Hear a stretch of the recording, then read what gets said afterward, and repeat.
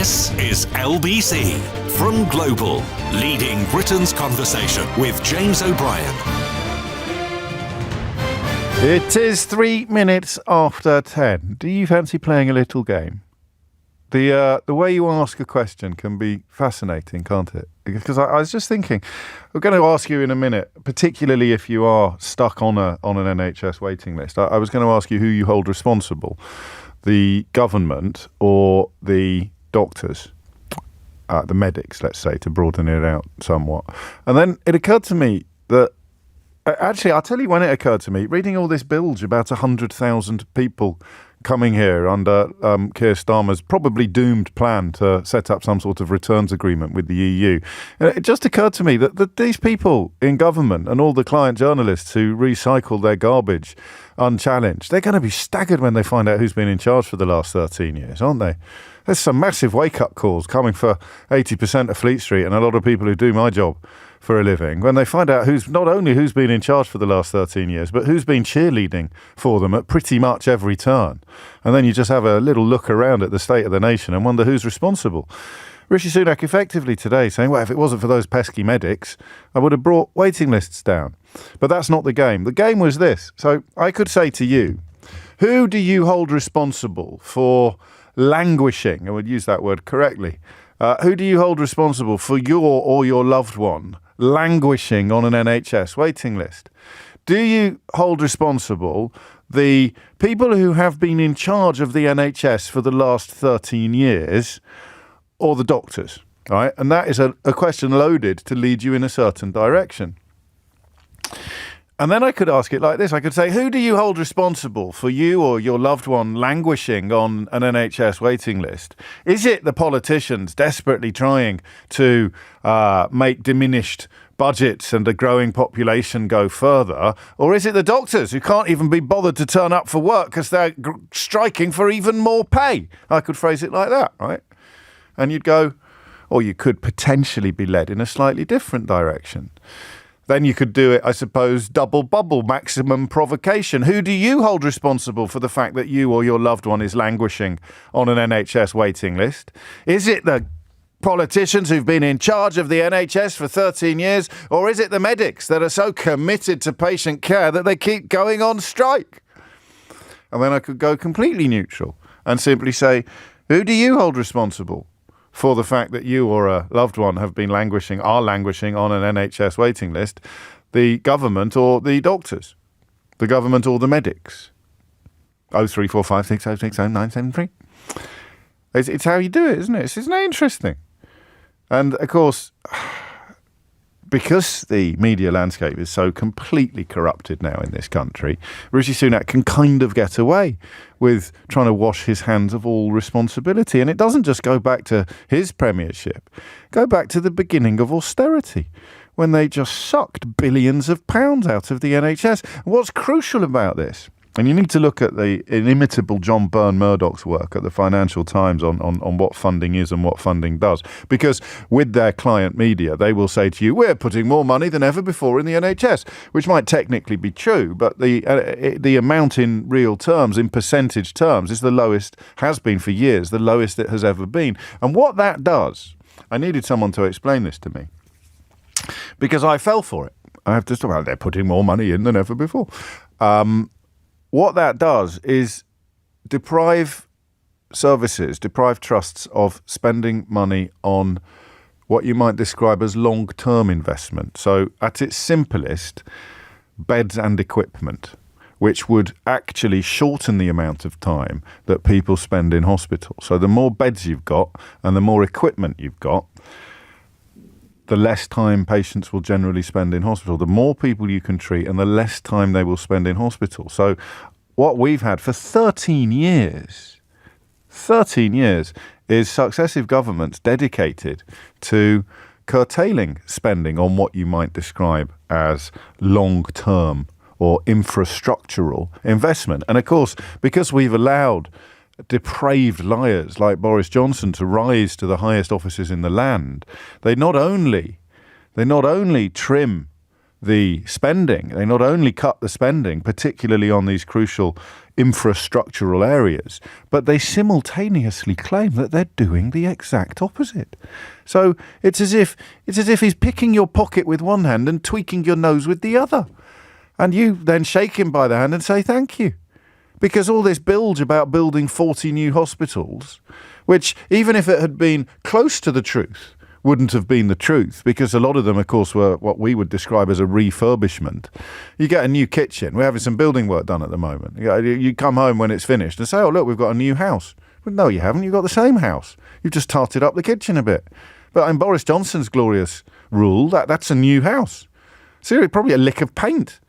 I changed the carpet on the stairs. We've got a new house. Look, we've got a lovely new house. You haven't got a new house. You've got a new carpet, you silly old sausages. So those three things going on at the same time. The blatant lies, which I think are in a form of retreat. I think Sunak just hasn't got I don't know quite what you'd call it, the front, I suppose. Hasn't got the front to look you in the eye and tell you that it's raining when you're suffering from heat stroke. You've got the blatant lies possibly in retreat.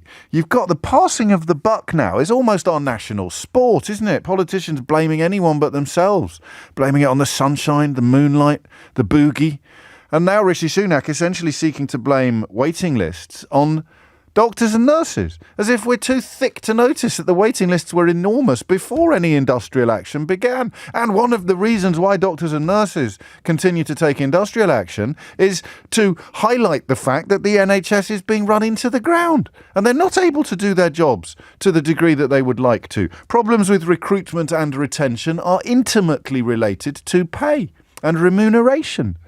You can't improve recruitment and retention if people are unhappy with the terms of employment. And when, again, you crunch the numbers, you will learn that in what they like to call real terms, medics' pay has gone down. Oh, here's an article in the Daily Mail showing that they get paid more than doctors in, I don't know, Andorra. So what? I'm interested in what they get now compared to what they got in 2010. In real terms, in a cost of living crisis, in a country where the health service needs to improve recruitment and retention. I should probably provide you with a warning on this. I'm going to play you a couple of clips of Rishi Sunak, and then I'm probably going to come up with some sort of question that seeks to recognise the invitations to bias that I highlighted a moment ago. But I think at the heart of it will be, how stupid does he think you are to fall for this? The idea that these waiting lists are the fault of the doctors and nurses toiling daily to reduce them. It's madness. But you are, I've already spoilt it, haven't I? I've already displayed where my evidence-based preconceptions lie. You may challenge it. You may think that it's entirely the fault of the doctors and nurses. But probably you might find someone who can blame it all on Gordon Brown, shall we? 13 years, Tories in power, but I blame Labour. That would be an early contender for Idiot's Corner. Have a little listen to Sunak making the original pledge for reasons that I still don't fully understand back in January. NHS waiting lists will fall and people will get the care they need more quickly. Those are the people's priorities. They are your government's priorities, and we will either have achieved them or not. No tricks, no ambiguity.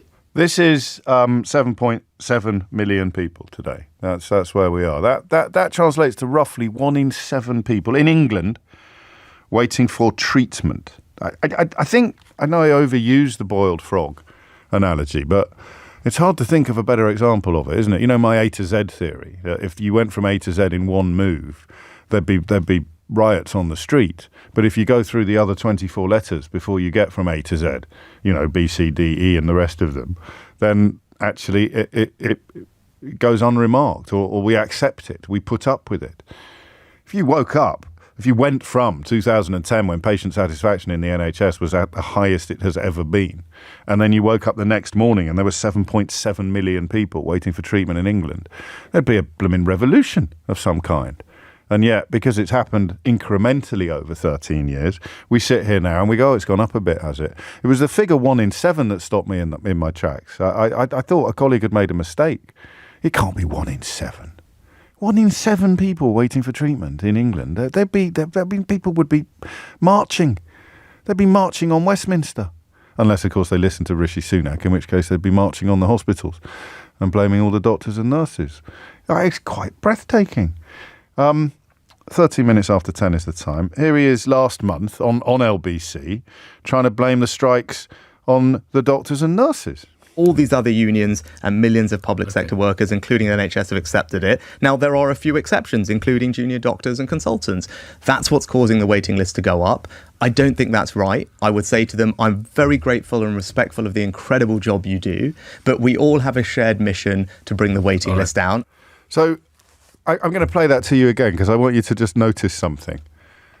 What he's effectively saying is and the Royal College of Nursing was cut out of a round table yesterday with the Health Secretary Steve Barclay. But what I particularly love about this mealy-mouthed little mule is MEWL, is the way that he's essentially saying, well, we've sorted it all out. It's only all the doctors that haven't started dancing to our tune. It's only all the doctors. You're talking about NHS waiting lists. Well, it's all going brilliantly. There's just one tiny little problem.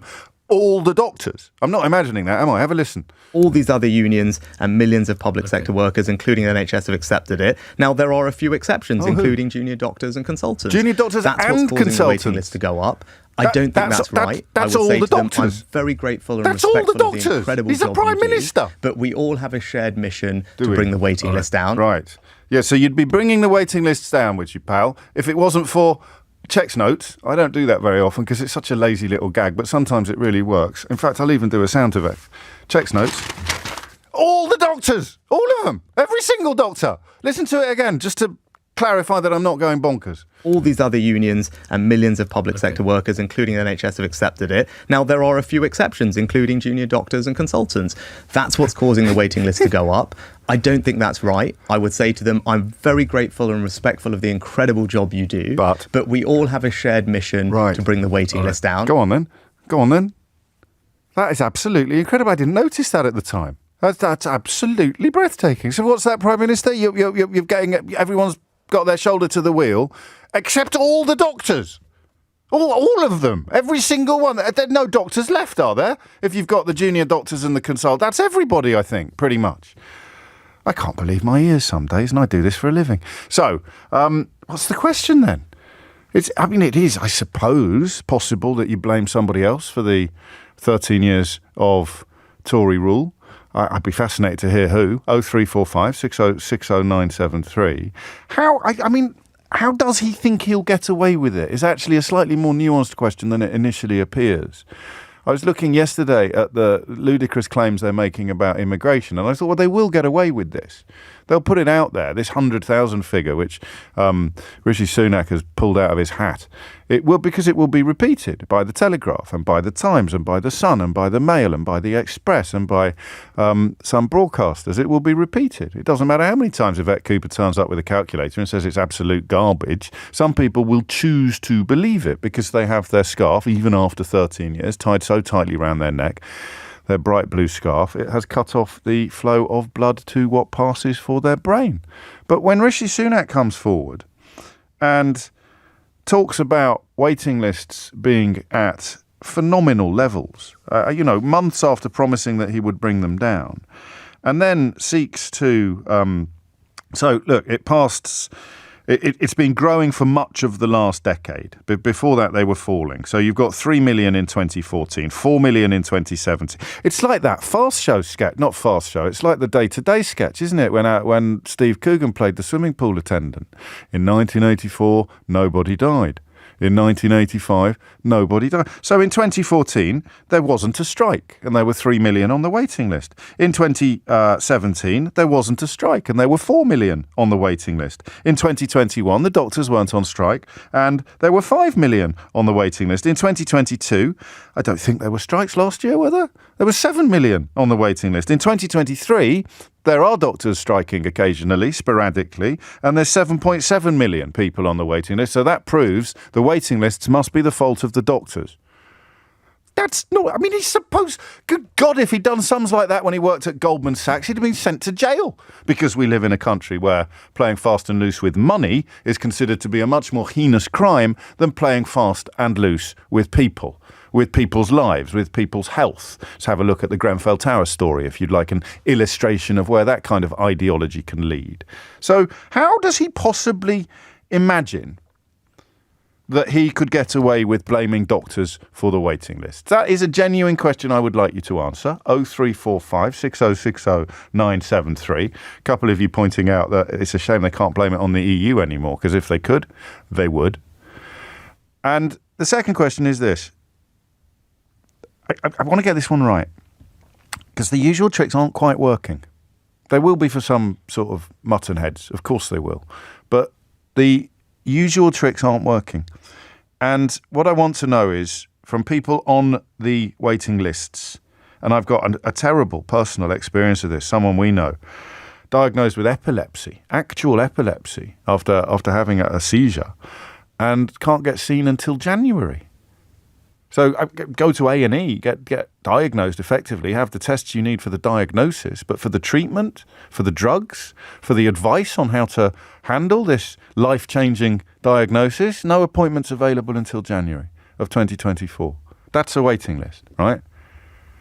If you're in that situation, just tell me. I'm not going to do it binary. I'm not going to say who do you blame, because that's silly. That opens up the possibility that it's not the fault of the government. I want you to tell me how it makes you feel to hear the Prime Minister try to blame the doctors who will treat you for the waiting lists that he has created. 0345 6060 973 is the number you need. And Robin Leeds has pointed out it's obviously not all the doctors, James. Dr. Dre and Dr. Pepper have absolutely nothing to answer for. It's a very good point. I stand corrected. James O'Brien on LBC. James O'Brien on LBC.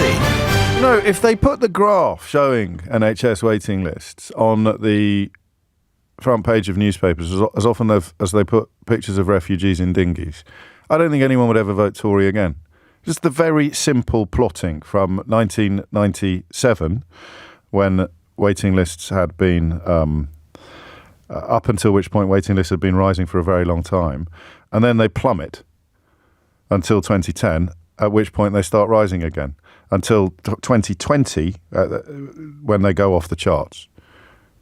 If they put that graph on front and centre as often as they put pictures of refugees in dinghies, the country would be a very different place. Anyway, enough from me for now. Have I ever kept that promise, Keith? I'm not sure I have, but anyway, there's a first time for everything. Rajdev's in Twickenham. Rajdev, what would you like to say? Yeah, hi. I was going to say, I was trying to answer your question. I was finding it difficult because I can't believe that anybody in this country will believe what Rishi Sunak is saying about the NHS. I can't believe there are anyone. Entire television stations dedicated to believing what Rishi Sunak says, regardless of whether it's the NHS, the imminent arrival of unicorns, or the myriad benefits of Brexit, Rajdev, not to mention countless newspapers. But I take your point. No, and you made a point before that he's no Boris Johnson, and I think Boris Johnson could have pulled that off, and he has. The scale of the lie. Yeah, absolutely. He's shown he can do it, but Rishi Sunak is not in the same league as Boris Johnson. He's not got that ability to pull that sort of a barefaced lie. This is technically a compliment, you realise. Well, yes, but I mean, but in terms what a of state we're in, eh? But in terms of getting elected, yes, he's not on the level of Boris Johnson. Is my point. I mean, Boris Johnson could win an election, just making up a whole lot of rubbish, which he's proven. But I don't see Rishi Sunak doing that. So I don't understand the tactic then of doing that, because it's not going to benefit him. I think Rishi Sunak should really become more honest about things and say, look, I made a mistake about the pledge. The pledge I made was unachievable, frankly, in this day and age. The problems with the NHS are more, they are endemic. I used to work in the NHS a number of years ago. Yeah. I saw the same sort of problems then as I do now. But you didn't see the same sort of waiting lists, mate. No, well, exactly. But fundamentally, the problems haven't changed. Just the effects of them have mushroomed. And also the other factors as well. The widening aging population, the widening scope of the NHS, and the people leaving it in droves. But I think that's crucial, isn't it? Retention absolutely. And recruitment are probably the two single most important factors facing people genuinely dedicated to reducing these waiting lists, and Rishi Sunak just puts his fingers in his ears on the subject.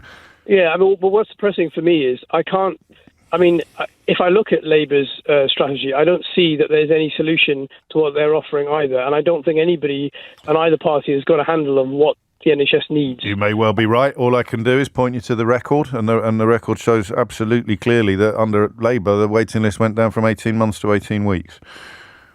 Well, yeah, that's right. Absolutely. The average waiting time. So, I mean, unless someone breaks the seal soon and comes out with a commitment to raising more money through taxation, you're probably right. We're going to be in a death cycle of repetition and regurgitation. But I don't quite get this refrain. Like, what would Labour do differently when the general election is still over 12 months away and the policy pronouncements are now coming on an almost weekly basis? But I take your point, Rajdev. I do. 26 minutes after 10 is the time. Simon's in Bristol. Simon, what would you like to say? Hi, James. Hello, mate. Just very quickly, I've got a 15-year-old son. Yeah. Who unfortunately in February ruptured his cruciate ligament on his knee. Okay. So he's currently in the list, pot. What does he need? Forgive me, I don't know what the treatment would be. Sorry. So I don't apologise. He needs an operation. He needs a knee operation. Right. And it puts him out for 12 to 14 months after for recovery time. So from the moment his knee is physically fixed by the surgeons, he's out for another 12 months. Right. So he's going to miss in the region of 2 years worth of rugby. That's his sport. Yeah. It's critical to his socialisation. It's critical to his mental health. It is what he lives for as a sports. Sports teams are great because people socialise in them. Yes, of course, I understand. I was just saying to your producer or researcher that every time now he asks us when is it going to happen. And he's a resilient little thing, he's quite mature. And we have to say to him that, sorry, we don't know. You can just see another chink in the armour coming. I understand that. So what are you're waiting for a date, are you? Just like waiting for the postman every day? You've rung them up. What do they say? So this week we've had an interesting ding-dong. Go on. They won't give you a date, and they claim that they can. And I've actually had something as an email, not blaming the strikes, right, but certainly using it as leverage as to why they can't see him sooner. Sure. And this is from within sort of the NHS. Yes. They've explored you can refer to whatever hospital you want, right, sort of route, and they've got private support in the local area. But none of the private companies will touch children because they don't want the risk. Is that true? I didn't know that. Yeah, I mean, this is one of those things that you know nothing about until you know everything, isn't it? If your lad hadn't busted his knee, you'd be listening to the radio today. You may even have switched over and listened to some funky tunes. You'd be like, oh, that sounds bad, but I've got a waiting list coming out my ears. We've been talking about this for 13 years. And then suddenly it's one of the most important things that's happening in your life, and you can't quite get your head around how bad it is, right? No, and like before I come on air, I was saying, how does it make me feel? Well, obviously he feels down and just destroyed by it all. Yes. He's got GCSEs starting in December, so he's got a lot of plates to spend. And the whole scenario just makes me angry as a parent because I'm helpless, completely stranded, with nowhere to go. Yeah, and you are. I mean, normally at this point I like to come out with some soothing words, but I can't think of anything to say to you. You can't get a date, and it happened in February, and you can't. Nope. So it's been diagnosed, but but you're waiting for an operation, and you can't get a date for your operation. Correct, and I sit here and listen to yourself, Sheila, and all the other, Fools, middle outlets, idiots. Well, don't be too harsh, but.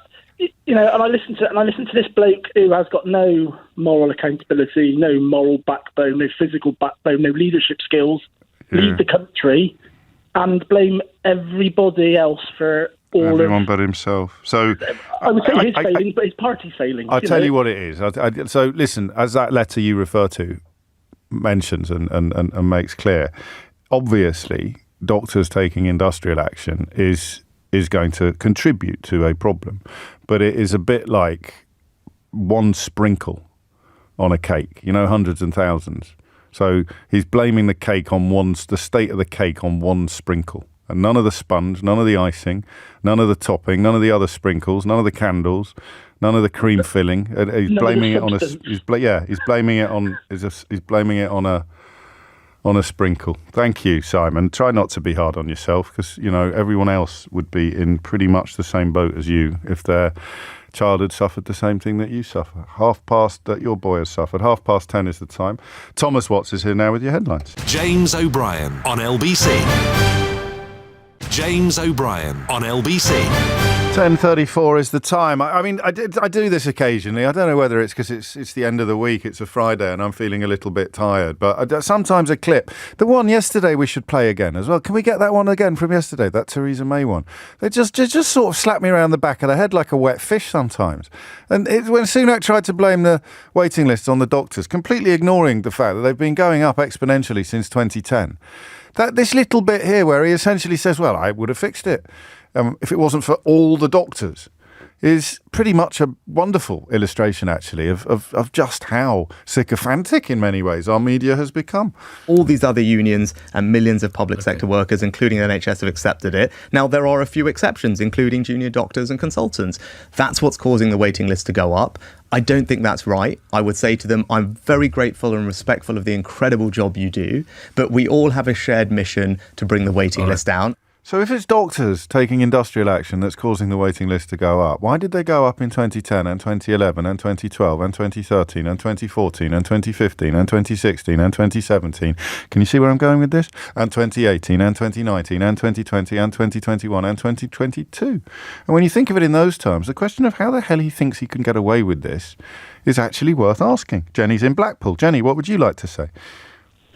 Oh, hi there, James. Hello, Jenny. Excuse my nerves. I'm under a different name as I'm both a patient waiting for an operation that hopefully will help me breathe more easily. Oh, I'm sorry. My thyroid gland is just growing and growing. I've managed to find a bench whilst walking the dog so I can talk rather than walk and talk. I find that difficult. I'm sorry. And my husband's a consultant surgeon and I'm a medical secretary. I can see it from all sides, you certainly can. Certainly the funding, the government is the huge issue, as you say. It's year on year issues.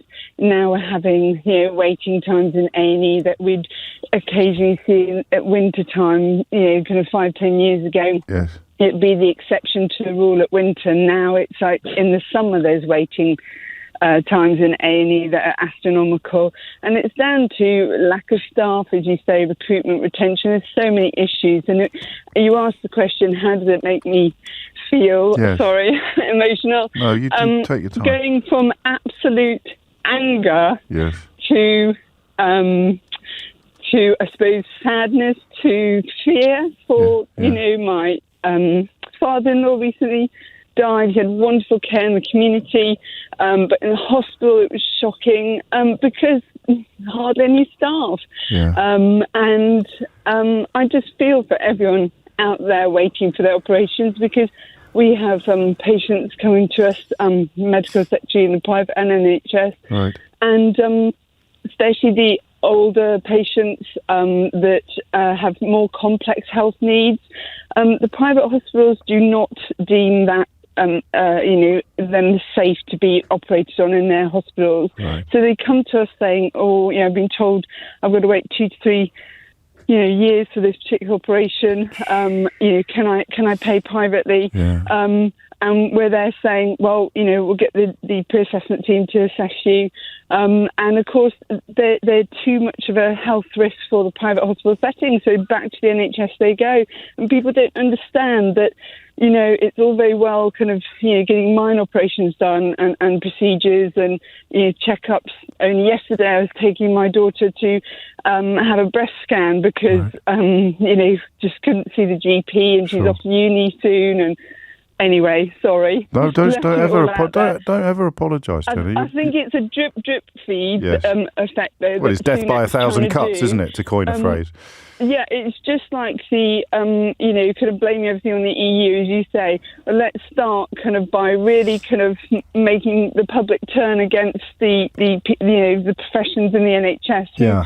Let's face it, they don't go into it for the money. Yes, of course, money you need it to survive. But Sure. they've got altruistic natures. They want to help people. You can't just pick any Tom, Dick and Harry off the street and say, go and care for Auntie Doris down the road in the community and do intimate care. Oh, my goodness. Sorry. Well, let me steer you. Just then, a quick word on your reaction to the sight or the sound of a Prime Minister blaming it all on people like your husband. Oh, when I heard that, honestly, I'm so glad everyone was out of the house at the time. Honestly, my husband leaves work at 5:45 every morning, yes. comes back, 10 at night, and it's a number of things. He's got 3 or 4 jobs trying to just, could have obviously get money coming in, yes. but also looking out for patients. I mean, one of the things is working on a plan. I think it's since been shelved. He put a business case forward a few years ago of trying to buy a laser in. Yeah. This is an example of efficiency, etc., that they usually hire. And the hiring costs, versus buying it, yes, as an initial outlay, the hiring costs far outweighed the actual, if you bought it. They'll buy it 10 times over, won't they? Yes, and that was shelved because, we can't, could afford to get that now. And but that's so what I was trying to. There are so many efficiencies to be made. Don't get me wrong; it's not a perfect service, but yes, I do feel for the stress on my husband.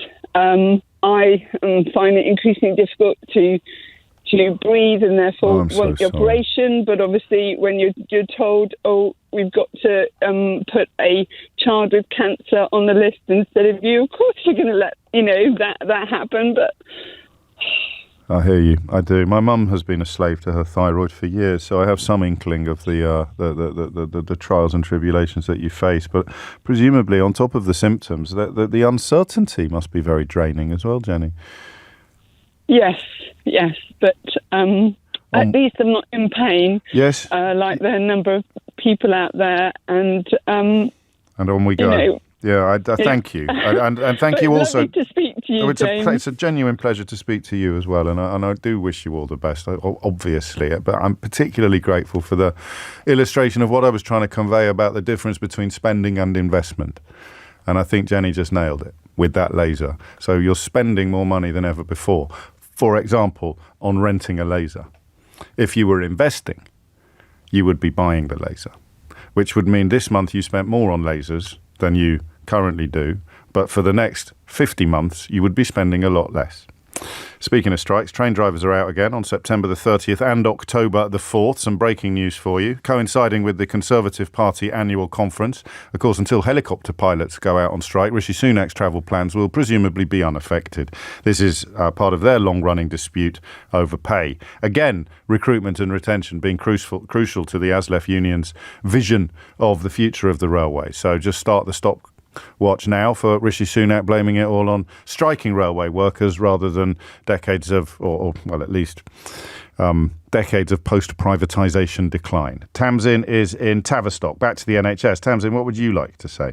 Oh, hi. Sorry, excuse the nerves. It's only me. I feel like a bit of a broken record, to be honest. Well, don't be like that. Seriously, all the stories matter. So, these are all our lives, aren't they? They matter. They couldn't matter more.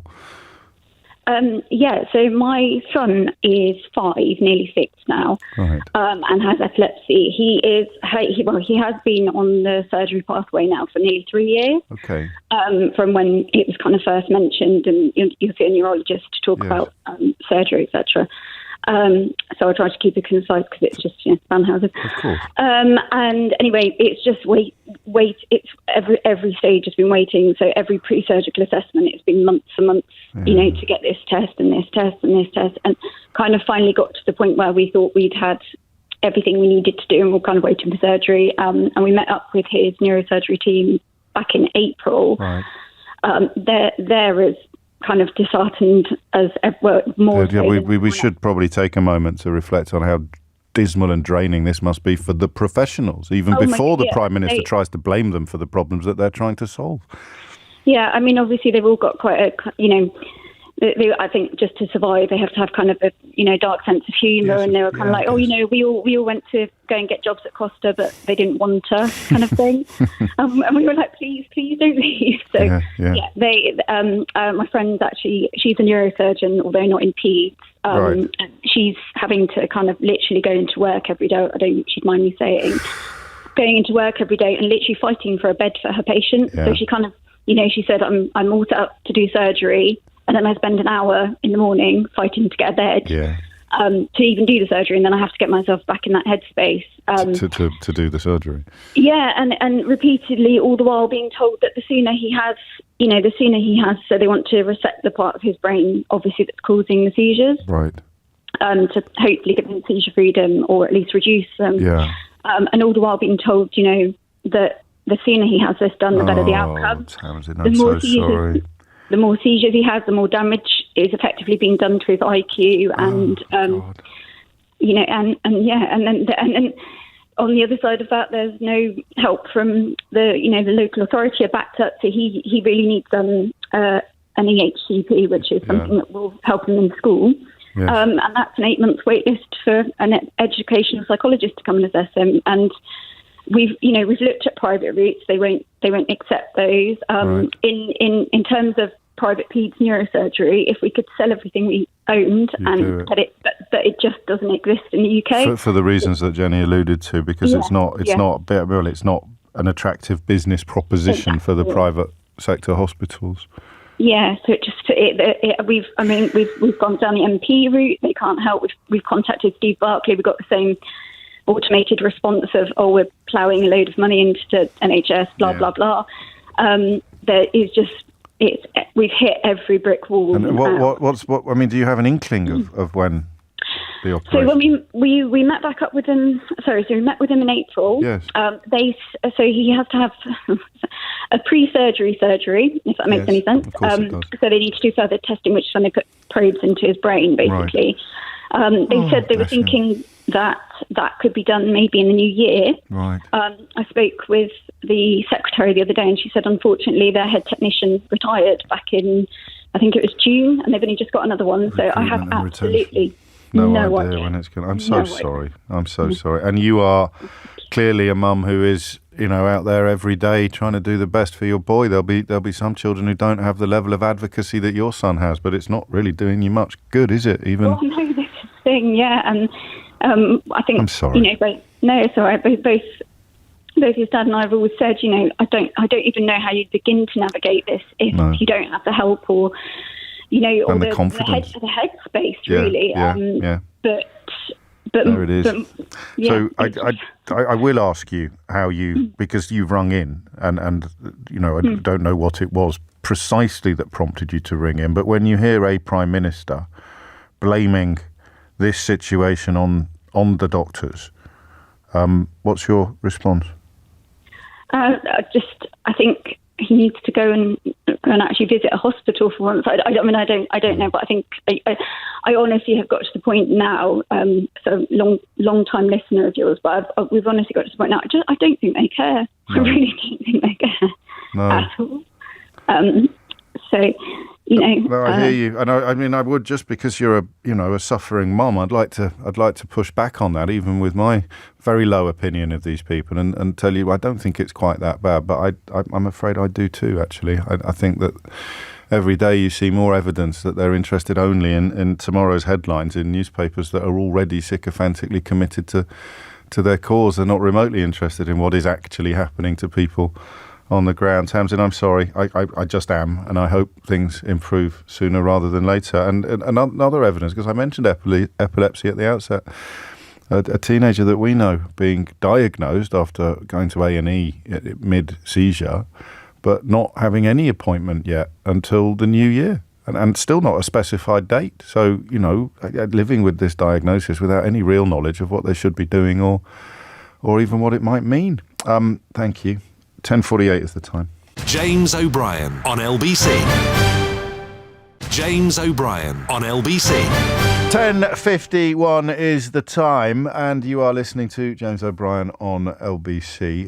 Kieran and a couple of others pointing out the very stupid way that New Labour funded, or Tony Blair and Gordon Brown funded, some of the hospital building under PFI initiatives. Very important that not that part of the story is not ignored, but it doesn't have any bearing upon Rishi Sunak trying to blame current waiting list levels on doctors, which is what is under discussion today in a fairly heartbreaking fashion, actually. Here's an interesting point, just picking up on what Tamsin told us a moment ago. So the EHCP that she referred to is a sort of assessment that the Education Authority commissions, in a sense, to ensure that a child with needs will have those needs met, with needs or a disability, special educational needs or a disability or a permanent illness, an ongoing illness, will be met in the school setting. And as Tamsin was speaking, I got this text. James, I'm an educational psychologist, a crucial part of the support network for disabled children and children with special educational needs.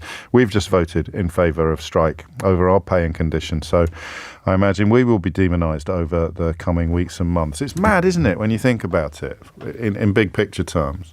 13 years of, what's it called? Bacon slicing. Is it called bacon? 13 years of cuts. Until public services reach a point where they feel, members of public services, where they reach a point where they feel they have no choice now but to object. The only meaningful way in which you can collectively object to your terms and conditions in this country, in any country where it's still legal, is to take industrial action, is to withdraw your labour so that your political masters will address your concerns that they have thus far refused to address. It's always an action of last resort. And then when they reach this place of last resort, the client media in this country pops up to blame them. So you can see why Rishi Sunak thought he'd get away with it.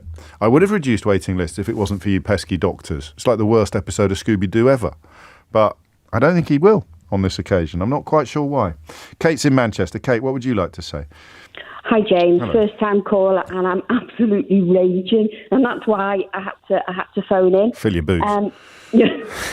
My husband is a consultant anaesthetist, and I've worked in operating theatres for 17 years, something like that. And I've had to give up work because management wouldn't let me reduce my hours because of childcare. Yeah. So theatre has lost an experienced member of staff because they insisted that I worked weekends, and I couldn't work weekends. So they said to you, it's our way or the highway, effectively. Yeah. And so I took the highway. Just stupid, isn't it? Well, and so many others are. Now, so my husband is working. He's now done 21 days straight. He's not had a day off. He works usually till at least 7 o'clock at night, sometimes 9 o'clock at night.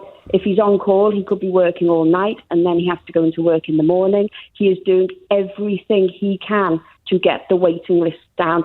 If anaesthetist, unless you've got an anaesthetist, you can't operate. Now, they are exhausted. Morale is rock bottom.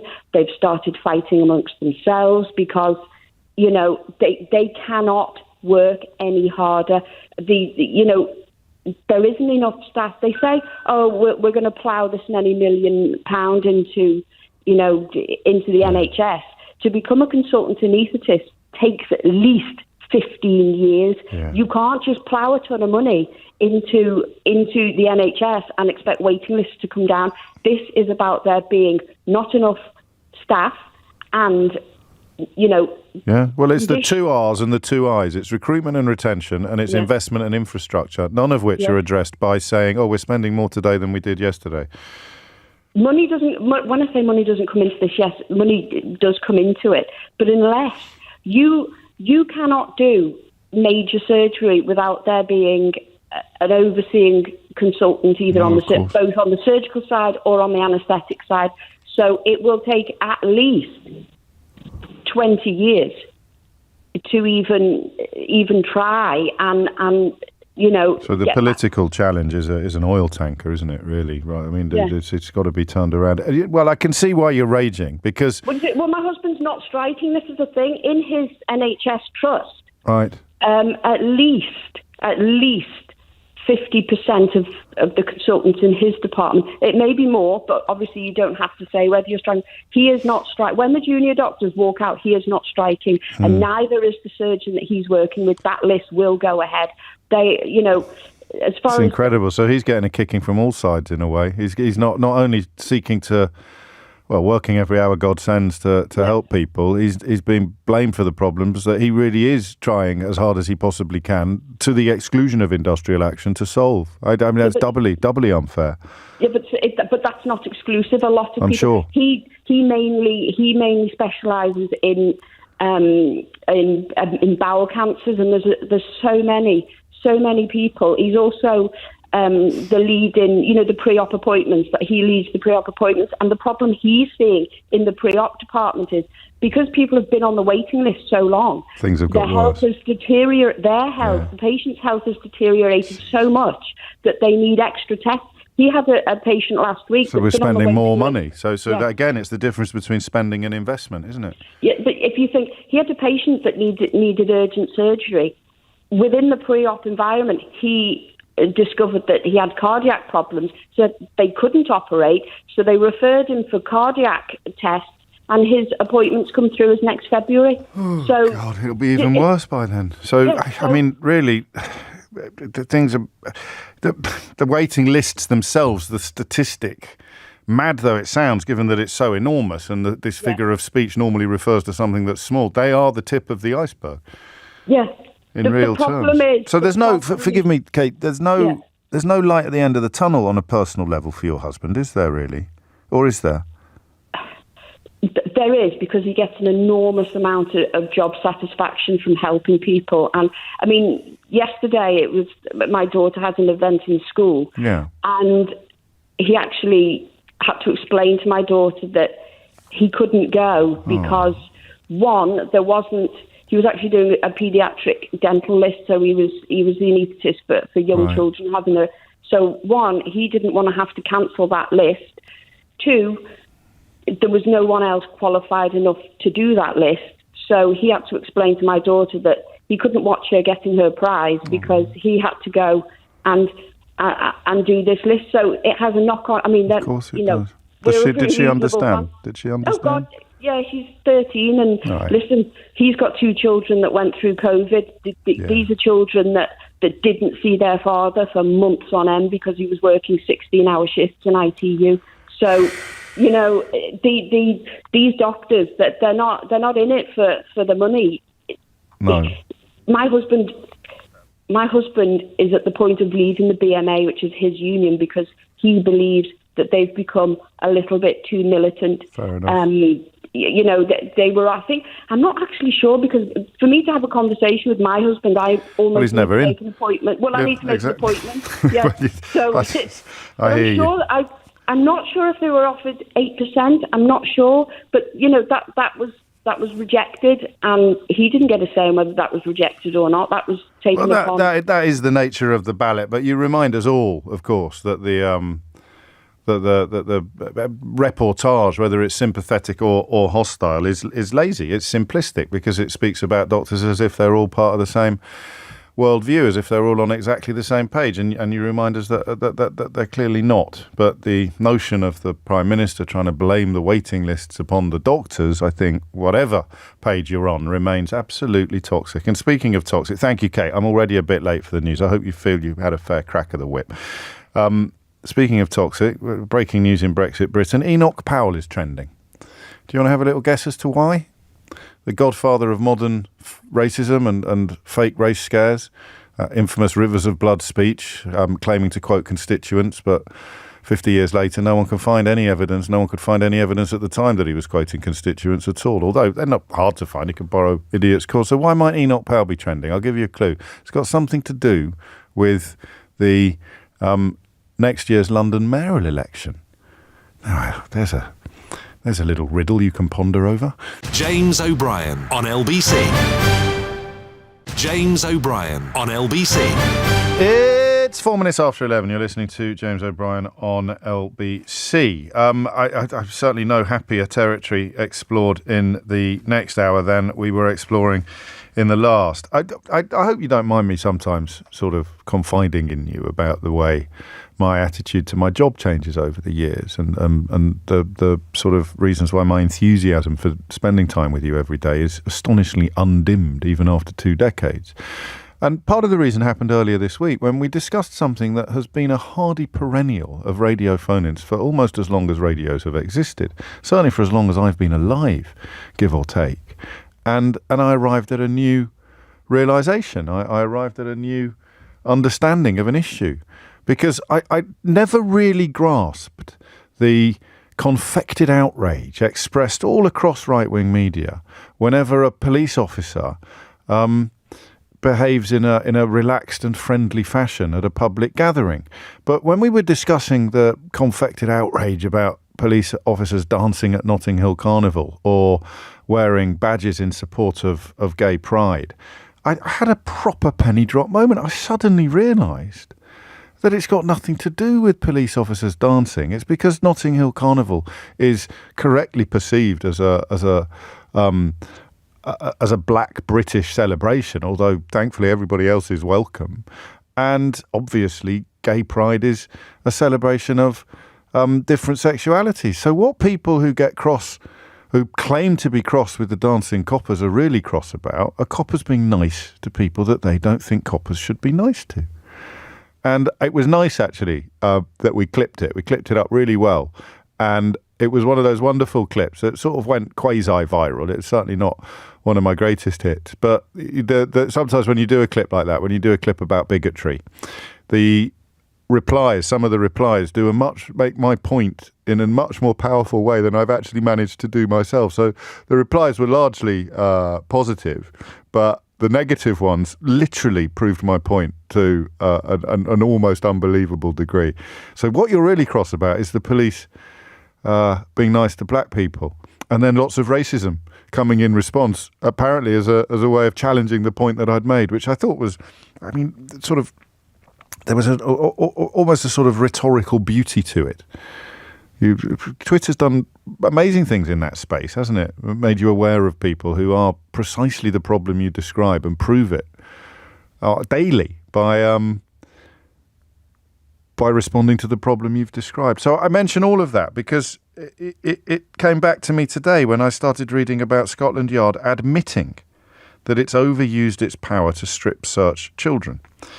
The detail of the case of child Q is absolutely grim, and I will be sharing it with you shortly, so be warned about that. But you know that you live in a country where people in the media and the political establishment will get crosser about an officer wearing a multicoloured helmet at a gay pride march or having a brief little boogie with a carnival goer in Notting Hill than they will about this. Because, of course, child Q was black. I mean, it is not beyond the realms of possibility that you could hear somebody attacking officers dancing at Notting Hill Carnival while defending officers who strip-searched a menstruating 15-year-old girl to the point of insisting that she removed her sanitary pad, looking apparently for cannabis. Imagine that. I don't know what would have happened to someone to have arrived in a place where you're going to give the copper wearing a multicoloured helmet a kicking and the coppers strip-searching children a word of support. But the detail of this story is stunning, as you know. I've just perhaps shared the grisliest element of it, and the reason why the strip search was deemed appropriate was very simply because child Q was treated differently because of her race and sex, and because no appropriate adult was present, and because the officers did not get authorization from a supervisor. Met bosses have agreed to write formal letters of apology to child Q and her family. I guess in the olden days, when I adopted a slightly more simplistic approach to these matters, I'd now invite you to ring in and tell me whether or not these officers should be sacked. But I think that is, I mean, unless you subscribe to the, dancing coppers bad, strip-searching school children good school of right-wing thought or racist thought in this country, let's call it what it is, I can't really see any justification for leaving these people in the force at all. But we will ask that question, we will float it. But what I find staggering is actually the fact that this happens at all. You know, I was expelled from a very expensive public school for involvement in cannabis, and I was 17 or 18 at the time. The idea that they would have strip-searched me is absolutely ridiculous because I am, well, a middle-class white boy. It just wouldn't have happened. I'm putting this out there as a suggestion, but it's a suggestion that is built on pretty much close to certainty. Why was this 15-year-old girl? So teachers thought and it means that the discrimination is happening. It's coming from the teachers as well as from the coppers. So apparently she smelled of cannabis. I don't know how much time you've spent in London, and I appreciate that a school would probably be a fairly remarkable environment or an exceptional environment, but you can't generally walk to Greggs and back in this town at the moment without smelling cannabis. It's become as much a part of the London airscape as smog was in the 50s. But apparently she smelled of cannabis. This is the story that I think of all the stories we've discussed in the last couple of years, and whether it's because of the age of my children or the knowledge that I too came to the police's attention for cannabis-related issues, although I was guilty. She, of course, wasn't. But the idea that a schoolgirl, a 15-year-old girl, a teacher says, oh, she smells of cannabis. A 15-year-old girl, right? And you have the right, of course, to insist that she empties her pockets or you go through her satchel, if that's still the correct word to use. It's a rucksack these days, isn't it? No one has a satchel anymore. And then they decide to call the police. I'm tempted to do a phone on which bit of the story is most shocking, but I think you can agree that it's the sanitary pad, right? It's the idea that I can't say it. That got me then. That is just nuts. What we're going to do? 2 female officers, I'll take it out. And then do what? But actually, if you step away from the actual stomach-turning element of that bit of the story, the point at which the teachers decided to phone the police is pretty staggering to me. If she'd been found with a bale of grass or she was knocking it out to year 7 during morning break, then yeah, obviously. But because a teacher thought they could smell cannabis, failed to find any, a 15-year-old girl is essentially incarcerated and then strip searched by 2 disgusting police officers. It's like a sort of competition of disgusting behaviour, this, isn't it? The solicitor for Child Q said that the family welcomed the decision, but were disappointed that it has taken over 2 years to reach this stage in the process. In the meantime, they urge the Home Office, the National Police Chiefs Council and the College of Policing to act promptly on the recommendations from the IOPC for a substantial review of police powers and laws. Scotland Yard has admitted overusing its power to strip search children after 4 officers were told they would face disciplinary proceedings over the case of Child Q. Inappropriate and amounted to discrimination owing to her race and sex, which is why I can say to you with some certainty, as someone of a different ethnicity and a different sex, who also came to the attention actually of specific drug squad officers, I just can't begin to imagine any circumstances whatsoever in which they would have wanted to inspect my anal cavity as a schoolboy. There's a phrase you weren't expecting to hear when you turned your radio on this morning. So I've sort of taken myself a little bit by surprise while talking about this, because it was going to be a fairly straightforward phone-in, but actually it's a bit like the waiting lists in the last hour. It's something so awful and so huge that I can't believe, in a sense, that we're chalking it up as a story to talk about. I overuse the phrase, we should be marching, we should be on the streets about this. But, the fact that these, what is it, the 2 elements of the story that are unbelievable, 3 elements of the story are unbelievable. Number 1, they called the police, right? Number 2, the police did these unthinkable and disgusting things to this child. Number 3, there were 4 of them, and teachers. And at no point did anybody present, this is the bit I can't get my head around, and I think the question will be, can you? 0345 6060 973, for fairly obvious reasons. You might not be as shocked by this as I am, all right? Because the third element of it is probably the thing that I find hardest to understand. Because, it's like the WhatsApp groups, isn't it?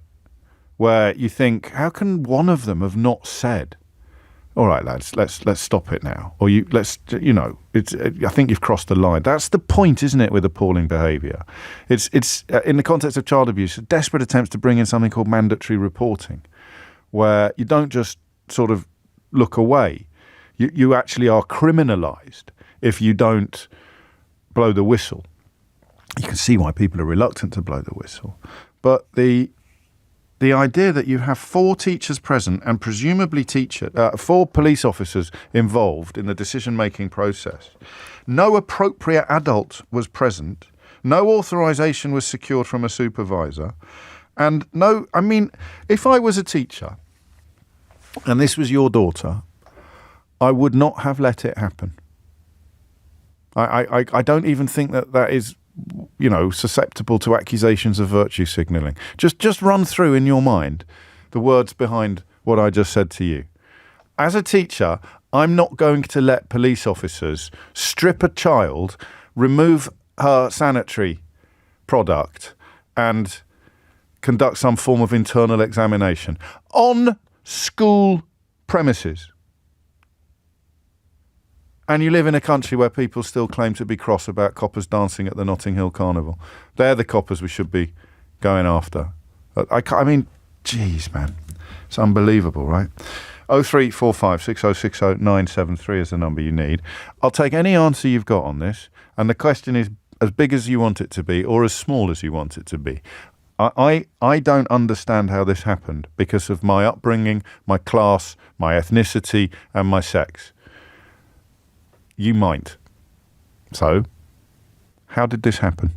0345 6060 973. And if you want to bring in a side order of people who express absolute outrage about police officers dancing at the Notting Hill Carnival, but have very little to say, or even perhaps offer up words of support for police officers caught up in situations like this, then you'd be welcome to. But the fundamental question I want you to answer is this.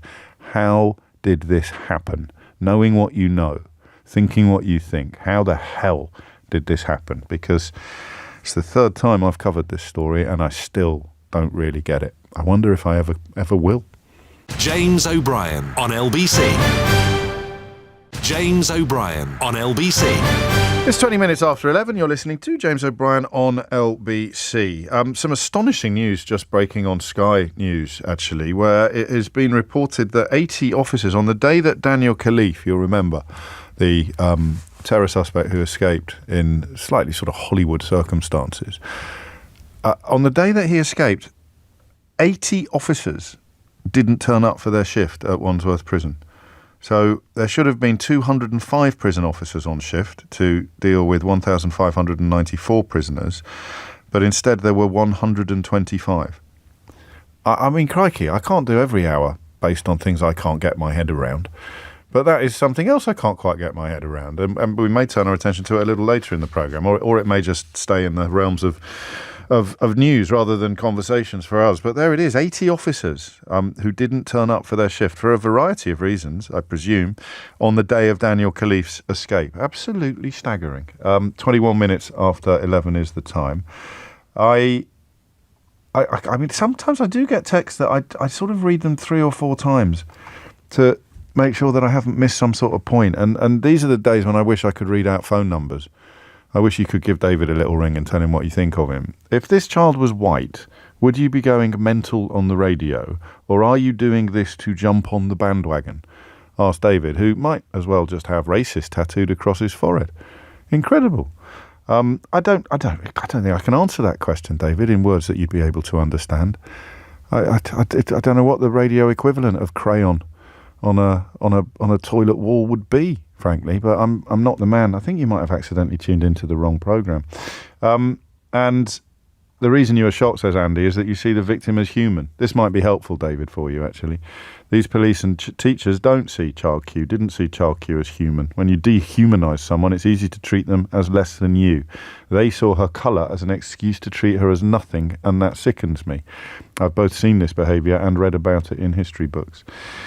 Jordan's in Worthing. Jordan, what would you like to say? Hello, James. First of all, just want to say it's an absolute pleasure to speak to you. I've been listening to you for you don't know yet. It might be the worst experience of your life, mate, but so far, so good. Well, let's hope not. Just to forewarn you, I'm also on a building site. I've gone to the quietest place possible, so hopefully there's no interruptions. Okay. Just a bit of background. I'm mixed race myself. I grew up in a relatively small town, but I've been sort of stop and searched a few times. Yeah. I had a group of friends that I used to hang around with, pretty much all of them all white. Right.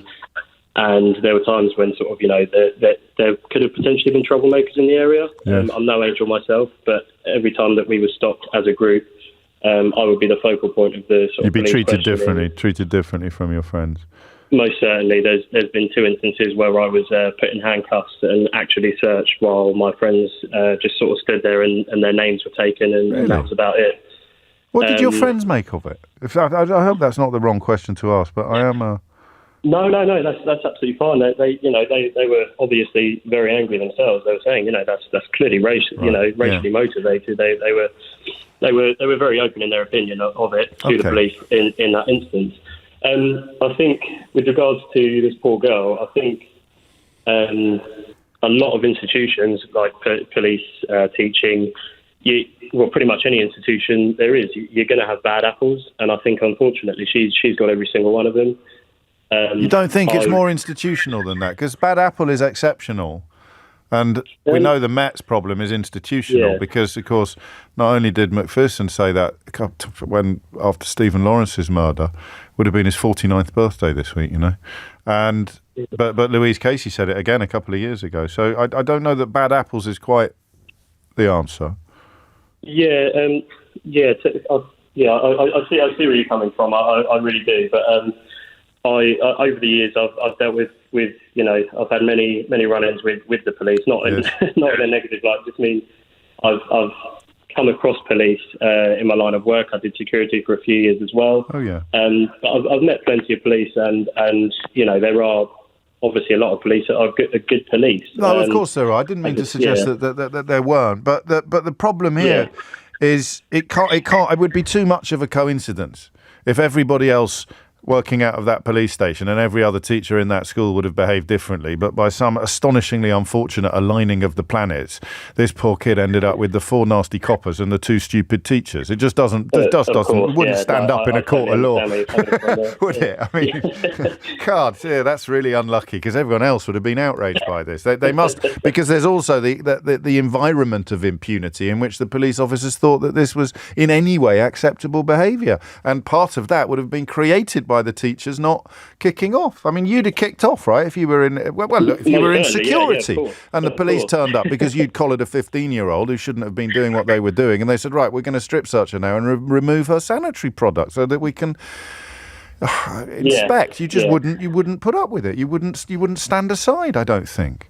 Absolutely. I also feel that there's an environment that's been sort of created where it's somewhat okay for police to, I hate the term abuse their power, but well, that's what it is. They're dealing with a child, and they are essentially abusing their power. They're the authoritative figure in the room, and if there is that one policeman that doesn't agree, but they're too scared to sort of speak up, that's true. For fear of sort of reparations, like a sort of bystander effect. You're waiting for someone else to do it first, even though you feel that it's wrong. You don't want to be the one to move first. I mean, what you've done perfectly is convey how commonplace it is for people of colour to be treated differently by police from the rest of us. Just how completely commonplace it is. So this is a very extreme example, and your experiences, although not fun, are not extreme, but it's a bedrock of commonality. It's a commonplace practice still in 2023 for police officers to see 2 people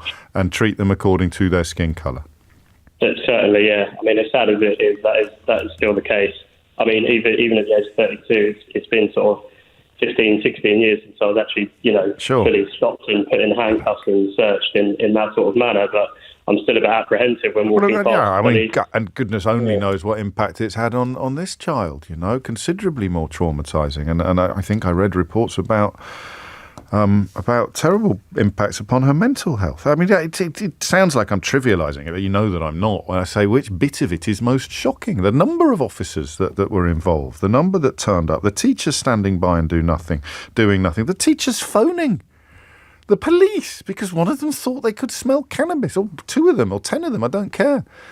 Just bizarre. Thank you, Jordan. Great stuff. 27 minutes after 11. Maxine is in Harrow. How did this happen, Maxine? I don't know, to be honest. Sorry, I should say I'm a first-time caller, so a little bit nervous. Welcome, it's only me. Yeah, I'm a primary head teacher, and I can't envisage a time when I would call the police on a child on the suspicion that you smell. Yes. Cannabis. Yeah, I mean, if they had a satchel full of crack cocaine, then you'd be on the phone in a heartbeat, but not the smell of cannabis. Yeah. And I wonder how much experience police have got with the scent of cannabis, that it would be emanating from an orifice that, masked by the smell of sanitary products. Yeah. What made them think that a child would secrete something so deeply, and that they would still be able to it happens at prisons. We know. I don't. Well, yeah. Oh, I see what you mean. Yeah, so we can smell it even though it's there. Yeah. Right. God, yeah. I hadn't even thought of that. I told you every turn on this story is as shocking or more shocking than the last. And then no one in the room said, "Hang on a minute. If you're searching it because you think you can smell it, that's not going. It's not going to be hidden there. Oh, blimey. But also, I mean, with regards to the teachers, it should have been senior members of staff, firstly. Right. So I can't imagine it would have been a low-level class teacher or a form tutor. It should have been somebody of relatively seniority. But also, we act as loco parentis, and I can't imagine any parent calling the police on their child without a proper conversation and getting other people involved, i.e., so if I've had need to call the police, and I have had need to call the police when I've realised a child has had a weapon on them, and I have notified the parents have come in and spoken with the police, with me present and the child present. I have never, ever called the police without parental knowledge.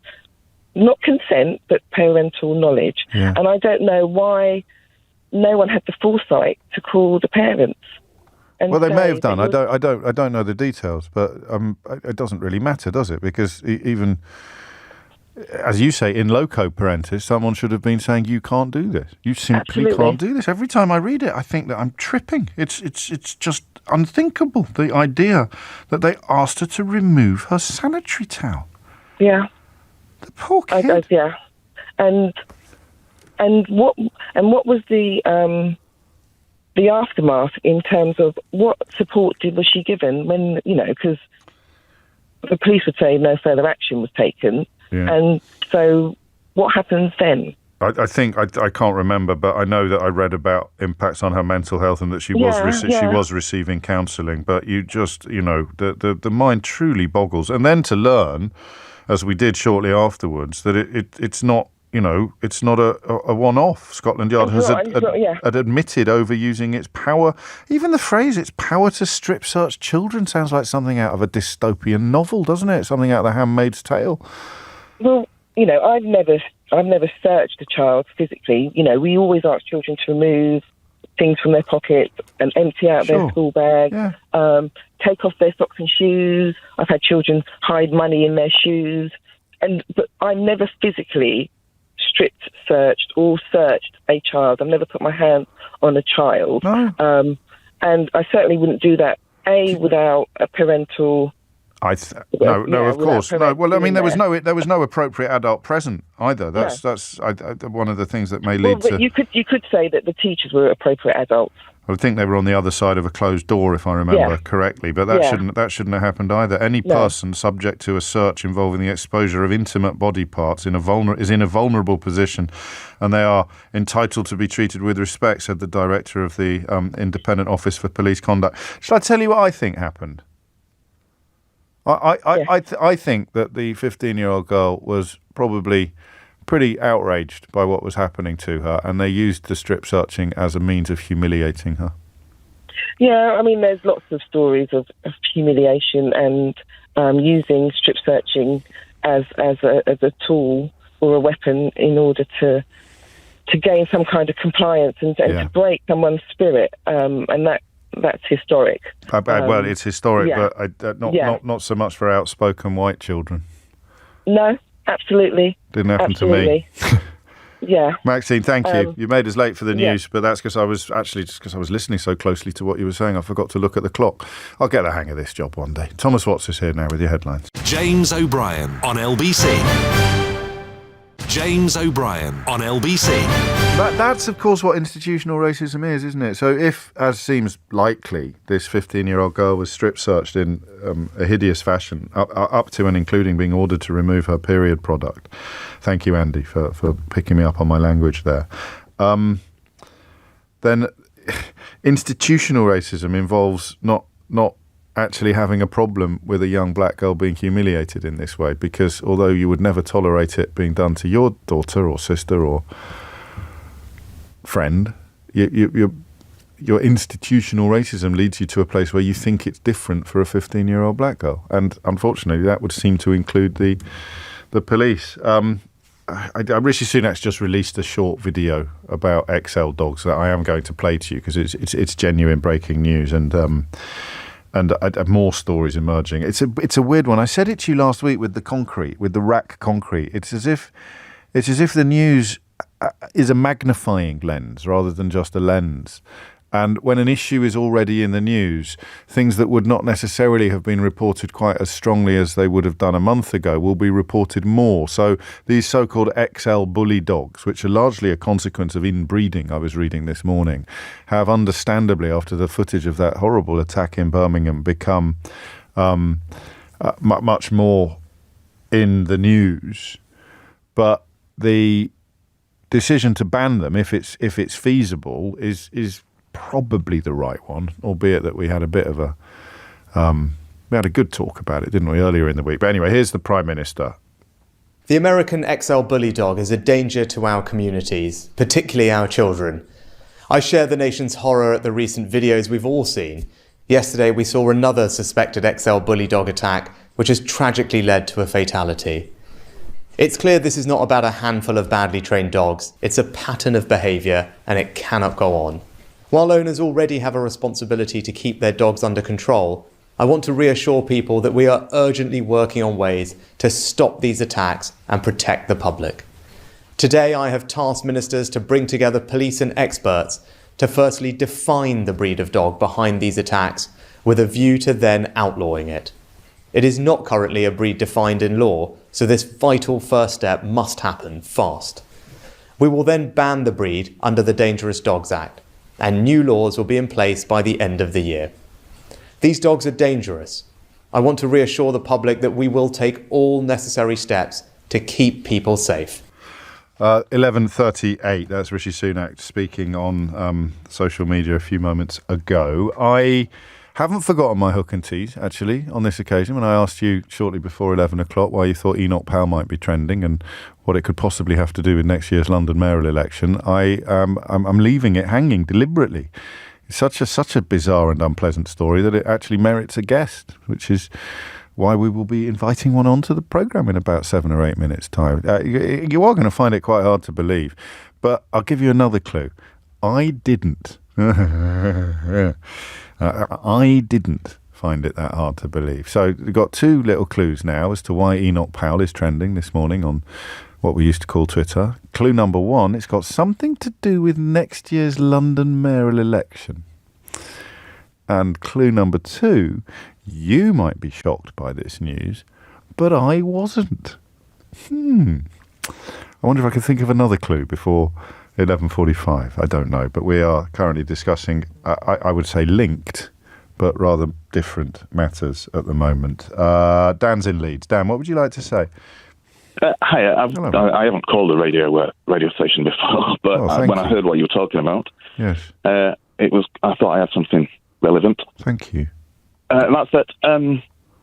18 years ago, I was in the police in Leeds. Yeah, and I've not really thought about this for a long time, to be honest. But when I heard what you were talking about, it was take your time back. Take all the time you want. Yeah, so I saw. While I'd only been in it a year, so I had a mentor, and I saw what I thought was abuse from my mentor in the custody cells, and I didn't do anything to stop it. I didn't say anything, either at the time or afterwards, really. And I just went home, and it kind of haunted me, and it still does, really. I just my next shift block, I phoned in sick, and the shift block after that, and then I just I left the force after that. Really, I stopped. Blimey! So it broke your enthusiasm for the job, really. Well, it broke my enthusiasm, but that wasn't really what I was calling for. Is to say that I didn't. It still haunts me to this day, 18 years later, that I didn't do anything. Was it a form of sexual abuse? Was it, or was it violence? No, it was. It wasn't. I don't think it was as bad as the girl that you was talking about. No. He wasn't a child. He was 17. Right. But he was. So obviously, this other officer was my mentor, and I'm supposed to look up to him. But we were on a night shift. I wouldn't give anything away that would, be accusations. Sure, but of course. But we pulled over a car, and it was this young 17-year-old lad. He was all insured and everything, but he gave abuse back. He gave some jib to my colleague, basically, who seemed to take it personal. And then we did a whole search of the car, and we found something in it that we'd managed to justify arresting him, basically. Yeah. So we took him down to custody and booked him in. And when we did the regular search, and we found a very small amount of cannabis on him. Right. Which then my colleague's eyes lit up, because this kid had been, giving abuse, not giving abuse, but being mouthy, to my colleague. Yeah. His eyes almost lit up, because that meant that he could then ask for a strip search, which he did, and I had to you have to have one other witness there, so I had to stand in the door while my colleague revelled in basically humiliating this young kid. He wasn't a child; he was 17, but I could tell you couldn't quite. It was wrong. Sure, yeah, I hear and you. It was for the wrong reasons, and he was getting revenge on this kid for. I think he wasn't doing what a policeman's supposed to do. No, I think I get I do get the picture. It's mad, that, isn't it? Because you clearly a good man, and doing nothing while bad things happen. I bet it doesn't haunt the bloke that did it, Dan. I bet he doesn't even remember. Yeah, that's the thing. It can't have been just I've got young kids of my own. And so you just imagine the people that are supposed to be in positions of trust and authority, but also, to take it back to the Notting Hill Carnival thing, also in community relations. It's not just about, stick, it's carrot as well, isn't it? It's community relations as much as it is anything else. But I don't know what to say, because I kind of want to say don't be so hard on yourself. But A, it's not going to make a blind bit of difference to you 18 years later. And B, I kind of understand why you have used the word haunted. I do think I learned from it, though. Yes, I'm a lot older now. I'm in my 40s now. I was mid-20s, and I didn't have kids of my own. I could tell it was wrong, but now that I do have young kids, they're not 17 yet, they can't drive yet, but the thought of something like that happening to them, because this was a normal kid. This was just a normal cocky kid that didn't deserve to be humiliated like that. So the thought of that happening to one of my kids, and someone not having the opportunity to step in and not doing, it's kind of a big regret in the back of my mind. But I hear it. But I'm older now. You are, and wiser, and probably we'd both hope that we would act differently in those sort of circumstances today. That can't have been the only reason. Was that the only reason that you decided to knock it on the head, or was it part of it? there were other things. Yeah. That was all I wanted to talk about. I mean, as you're talking about racism, there were lots of other little things, like when I went to interview a guy, I can't remember what he was reporting, but he said the word. He thought that whatever had happened to him had a racial element to it, and I was just noting that down in my notebook. And a mentor who was different to that one, actually, a different mentor that I had at the time, said, "Whoa!" He told me to stop. He said, don't put the word race in it, otherwise, it makes it a much bigger job. Right. If the black guy I was talking to didn't suggest race was an element, then it's quite an easy thing to process. As soon as he says race, it becomes a different sort of crime because because it involves discrimination. I hear you, Dan. Thank you, mate. That was really interesting. Seriously, I'm glad you rang in, and I understand why you did, because it's almost like a flashback, isn't it, for you, this story, or a form of echo. And when you use the word haunting, I completely understand why. I hope you ring me again on happier topics, because as you mentioned at the outset, it's the first time you've ever rung a radio station, and I'm glad that you did. It's 11:46. James O'Brien on LBC. James O'Brien on LBC. I don't know if this is Idiot's Corner territory. I'm going to give Tony from Epsom the benefit of the doubt, and I'm just going to show him why he's being an idiot and leave him the room to retreat. So Tony decided, having listened to the same radio programme that you've been listening to, he decided to get his phone out and text, "Hello, James, you are making a mountain out of a molehill about all this strip searching." This is a 15-year-old girl strip searched without an appropriate adult present because a teacher thought that they could smell cannabis, and a search that included her being ordered to remove her period product. That's the molehill from which Tony thinks we are making a mountain. He adds, this needs to be done as police have a job to do, and all this racist rubbish is not good, as it's all people like you out there that are putting the police force down when they are doing what they're supposed to do. Possibly a little bit generous. Not to put Tony in Idiot's Corner, because of course the Independent Office of Police Conduct have already prompted Scotland Yard to admit that they are overusing, or abusing if you prefer, their power to strip search children. So the literal point of the story, Tone, is that they're not supposed to do this. But Tony adds, let them get on with their job and we will all be safe in our communities. So here's the thing I think might help, Tony, right? I think I can smell cannabis coming off your text, right? So I'm going to send 2 police officers, the biggest I can find, to Epsom, where you will be strip searched and they'll shine a torch up your arse. Okay? That's what I'm going to do now, because I think I can smell cannabis coming off you. So we're going to send the biggest police officers in the station to your house in Epsom, or we may actually just turn up, chuck you in the car and take you down the station. And then we're going to make you strip, and then we're going to make you bend over, and we're going to shine a torch up your anus. Because that's the only way that we can all be safe in our communities, Tony. So just take a moment to cogitate upon that prospect. And then, hopefully, you'll understand why. I'm trying to be generous. You'll understand why perhaps you need to have a bit of a rethink. 11:51 is the time. Staying with matters racist.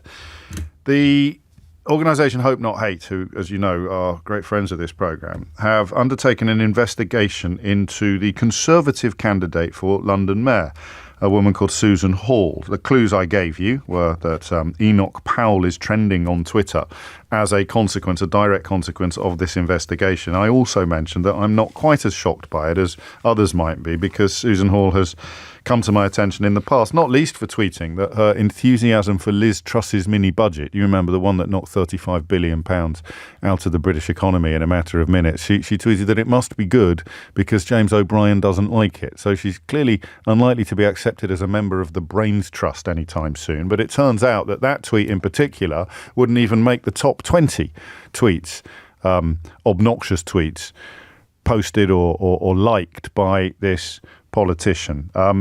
Georgina Laming is the campaign director at Hope Not Hate and is here now to tell us a little more. What have you found, Georgina? Yeah, so Hope Not Hate researchers have found a bank of tweets liked or endorsed by Susan Hall. So they include liking posts about Enoch Powell saying it's never too late to save your country or to save London. From what? I'm guessing immigration. I'm guessing that's what that is. Also, Islamophobic tropes about Sadiq Khan, saying that he supports election fraud or FGM, and even tweets saying that the 2020 US election was stolen. I mean, she seems so nice. You know, it's quite shocking, really, isn't it? It is quite shocking. Well, have you had any response from her, or indeed from the chairman of the Conservative Party, Greg Hands? Not yet. We sent him a message this morning to let him know what we've found, and asking for a suspension and investigation, and ultimately asking that she is removed as candidate. Because, I mean, the shocking thing about this, she hasn't hidden these views. Anyone can go through her likes on Twitter and see this. But no, they've been quiet. I noticed another one, actually. I don't want to make light of it, but I did used to work with the fella. But Matthew Thompson, now at Sky News, then at LBC, she apparently described as a virus. Why was that? Can I ask? Not entirely clear, to be honest. She has a history of going after journalists. She went after Sam Coates, I remember, at Sky as well, and used that hashtag scum media, which is another favourite little tactic of the very far right, isn't it? Yeah, on both sides of the Atlantic. I think this is what's concerning about these tweets. Not only are they racist, which is concerning in itself, but there is an undermining of democracy here by attacking the free press, by accusing your opponent of election fraud.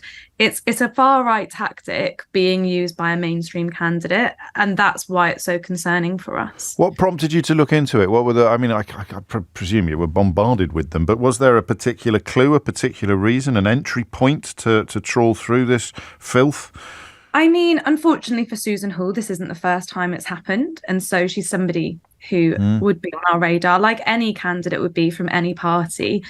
If we see that they're starting to share stuff that we think crosses that line, we will investigate it. Back in 2017, Susan Hall deleted all of her tweets. So wasn't that because she was vile about someone on a reality television show? Gemma Collins from Towie, who was a sweetheart. Yes, she was fat phobic about her. And also, there's just general stuff that's happened before. I think that she's someone who's been on our radar because she's crossed a line, and that is true of any candidate, right? If we see kind of activity that we think is inappropriate, that we think undermines democracy, crosses a line in terms of racism, homophobia, then Hope Not Hate is there to investigate. And unfortunately, it's been her this time. And, well, can you keep us posted if you get any response from Greg Hands? He seems to have an awful lot of time on his hands because he's never off Twitter. So presumably he'll be well aware of why Susan Hall and indeed Enoch Powell are currently drawing a lot of attention on that platform. Georgina Laming, thank you, campaign director at Hope Not Hate. Quick reminder, it's always helpful to remember this. Enoch Powell pops up quite a bit in my new book, actually, I should say, because there are, and this would fit very neatly with the reasons why. Because I think until relatively recently, everyone was agreed that he was beyond the pale. He was persona non grata. It would be the BNP, for example, or the National Front. Or I'm afraid to say it would be the out and proud racists that were admiring of Enoch Powell. But then, of course, along came Nigel Farage, who reintroduced that kind of thing to the mainstream and continues, of course, to have his tummy tickled on all manner of media outlets, despite being an avowed admirer of Enoch Powell. Has been since he was a schoolboy. Oof. It is 11:56, and back to the story of this. Well, just a simple question of how this happened. T's in South London. T, what can you tell us? Hi, James. First-time caller. Welcome. I mean, I think one of the main issues is lack of training that officers are seeing nowadays. Really? It's like I'm not in the police force. I don't imagine I ever will be. I wouldn't need any training to know that this shouldn't be done. I mean, like, the thing is, like, what did the teachers tell these officers? Like, because, I mean... Well, they told them that they thought they could smell cannabis, but they'd searched her and her belongings and they hadn't turned anything up. I mean, like, from experience, like, the last thing a police officer wants to do is a strip search, because it opens you up for a lot of complaints. Unless they're trying to deliberately humiliate the suspect. I mean, like, nowadays... What's your interest? Are you a copper? Are you in the force? What's your connection? I used to be. So are you trying to defend the police officers? Because if you are, I'm here for it. No, I'm not. I mean, like, on this particular occasion, it's like, it just seems to me as if newer officers gone to a scene, have been given some information, you have to do this, and that. And, like, when officers... But they didn't clear it with a supervisor, so they categorically haven't been told to do it from above, you see. Exactly. So lack of leadership is also... Well, we've got lack of leadership, we've got lack of training. How about these coppers are just wrong-uns who should never have been allowed anywhere near children, let alone the uniform? Then again, then you have to ask yourself, why are there police officers? Like, how did they pass? How did they get to that stage? Well, I mean, I will ask that when I know all of the details, and I can certainly nod towards that question now. But right now, I'm kind of wondering why. Well, we're doing the whys. Why are you kind of making excuses for them, man? I mean, it's not as much as making excuses. It's just I think they haven't had the training, they haven't had the right leadership. Would you have needed training or leadership to know that strip searching a 15-year-old girl and ordering her to remove her period product was just a sort of don't go there territory? No, that's not something I agree with. No, not at all. Good. But I mean, I think maybe more can be done in training these officers. The do's and the don'ts, and hopefully after the court case that might be introduced. But I mean, I think it comes down to lack of training. Okay. You were in the. I'll let that stand. You were in the force. I disagree. I wasn't in the force, so my opinion is less valuable. But I can't conceive of anybody needing training or leadership to know that this was utterly unacceptable behaviour. I think it was probably, if it was exactly as described, it was undertaken in full knowledge that it was out of order for reasons that we would probably chalk up as deliberate attempts to intimidate or humiliate. To clarify, the unnamed trio will face gross misconduct allegations over the treatment, so not a court case as such. And they are accused of carrying out a search that was inappropriate, that child Q was discriminated against because of her race and sex, and that having no appropriate adult present and not seeking authorisation from a supervisor also constitute offences. The officers could be sacked if the allegations are proven, but if they want to come in for a kicking from the Daily Mail, then they'd have to dance for 20 seconds at the Notting Hill Carnival. James O'Brien on LBC. 3 minutes after 12, change of plan here. There was an interesting story in the Times about children not being taught to be obedient. We don't think obedience is as important as we used to do. But I'm drawn instead to the breaking news regarding those so-called Bully XL dogs. One article I read this week told me that 65, I think they can be traced back to inbreeding among a particularly virulent and violent strain of the species. We talked earlier in the week about the plausibility of banning specific breeds of dog. And, of course, we also talked, as we always do, about the other end of the lead in this case. There are always claims with any conversation about dangerous dogs that they are largely blameless and that when terrible things happen, they happen as a consequence of poor ownership. I know, like me, a lot of you listened to the call from a dad who kept the dog after it attacked his daughter quite viciously, quite violently, with a sense of wonder. But the emotions involved in something like that are, I imagine, things through which you would have to go to have a proper understanding. So they're banning, or he's going to. I'll play the clip again in a minute. So I've got a couple of questions for you, and I think once again it will be a conversation that benefits from you having more knowledge than I do about the issue. But I don't think you need to be an expert to join in by any stretch of the imagination. We say, well, listen to the clip actually, because there's some words in it that I want you to focus on, and I'll tell you what they are once we've listened to it. The American XL Bully dog is a danger to our communities, particularly our children. I share the nation's horror at the recent videos we've all seen. Yesterday we saw another suspected XL Bully dog attack, which has tragically led to a fatality. It's clear this is not about a handful of badly trained dogs. It's a pattern of behaviour, and it cannot go on. While owners already have a responsibility to keep their dogs under control, I want to reassure people that we are urgently working on ways to stop these attacks and protect the public. Today, I have tasked ministers to bring together police and experts to firstly define the breed of dog behind these attacks with a view to then outlawing it. It is not currently a breed defined in law, so this vital first step must happen fast. We will then ban the breed under the Dangerous Dogs Act, and new laws will be in place by the end of the year. These dogs are dangerous. I want to reassure the public that we will take all necessary steps to keep people safe.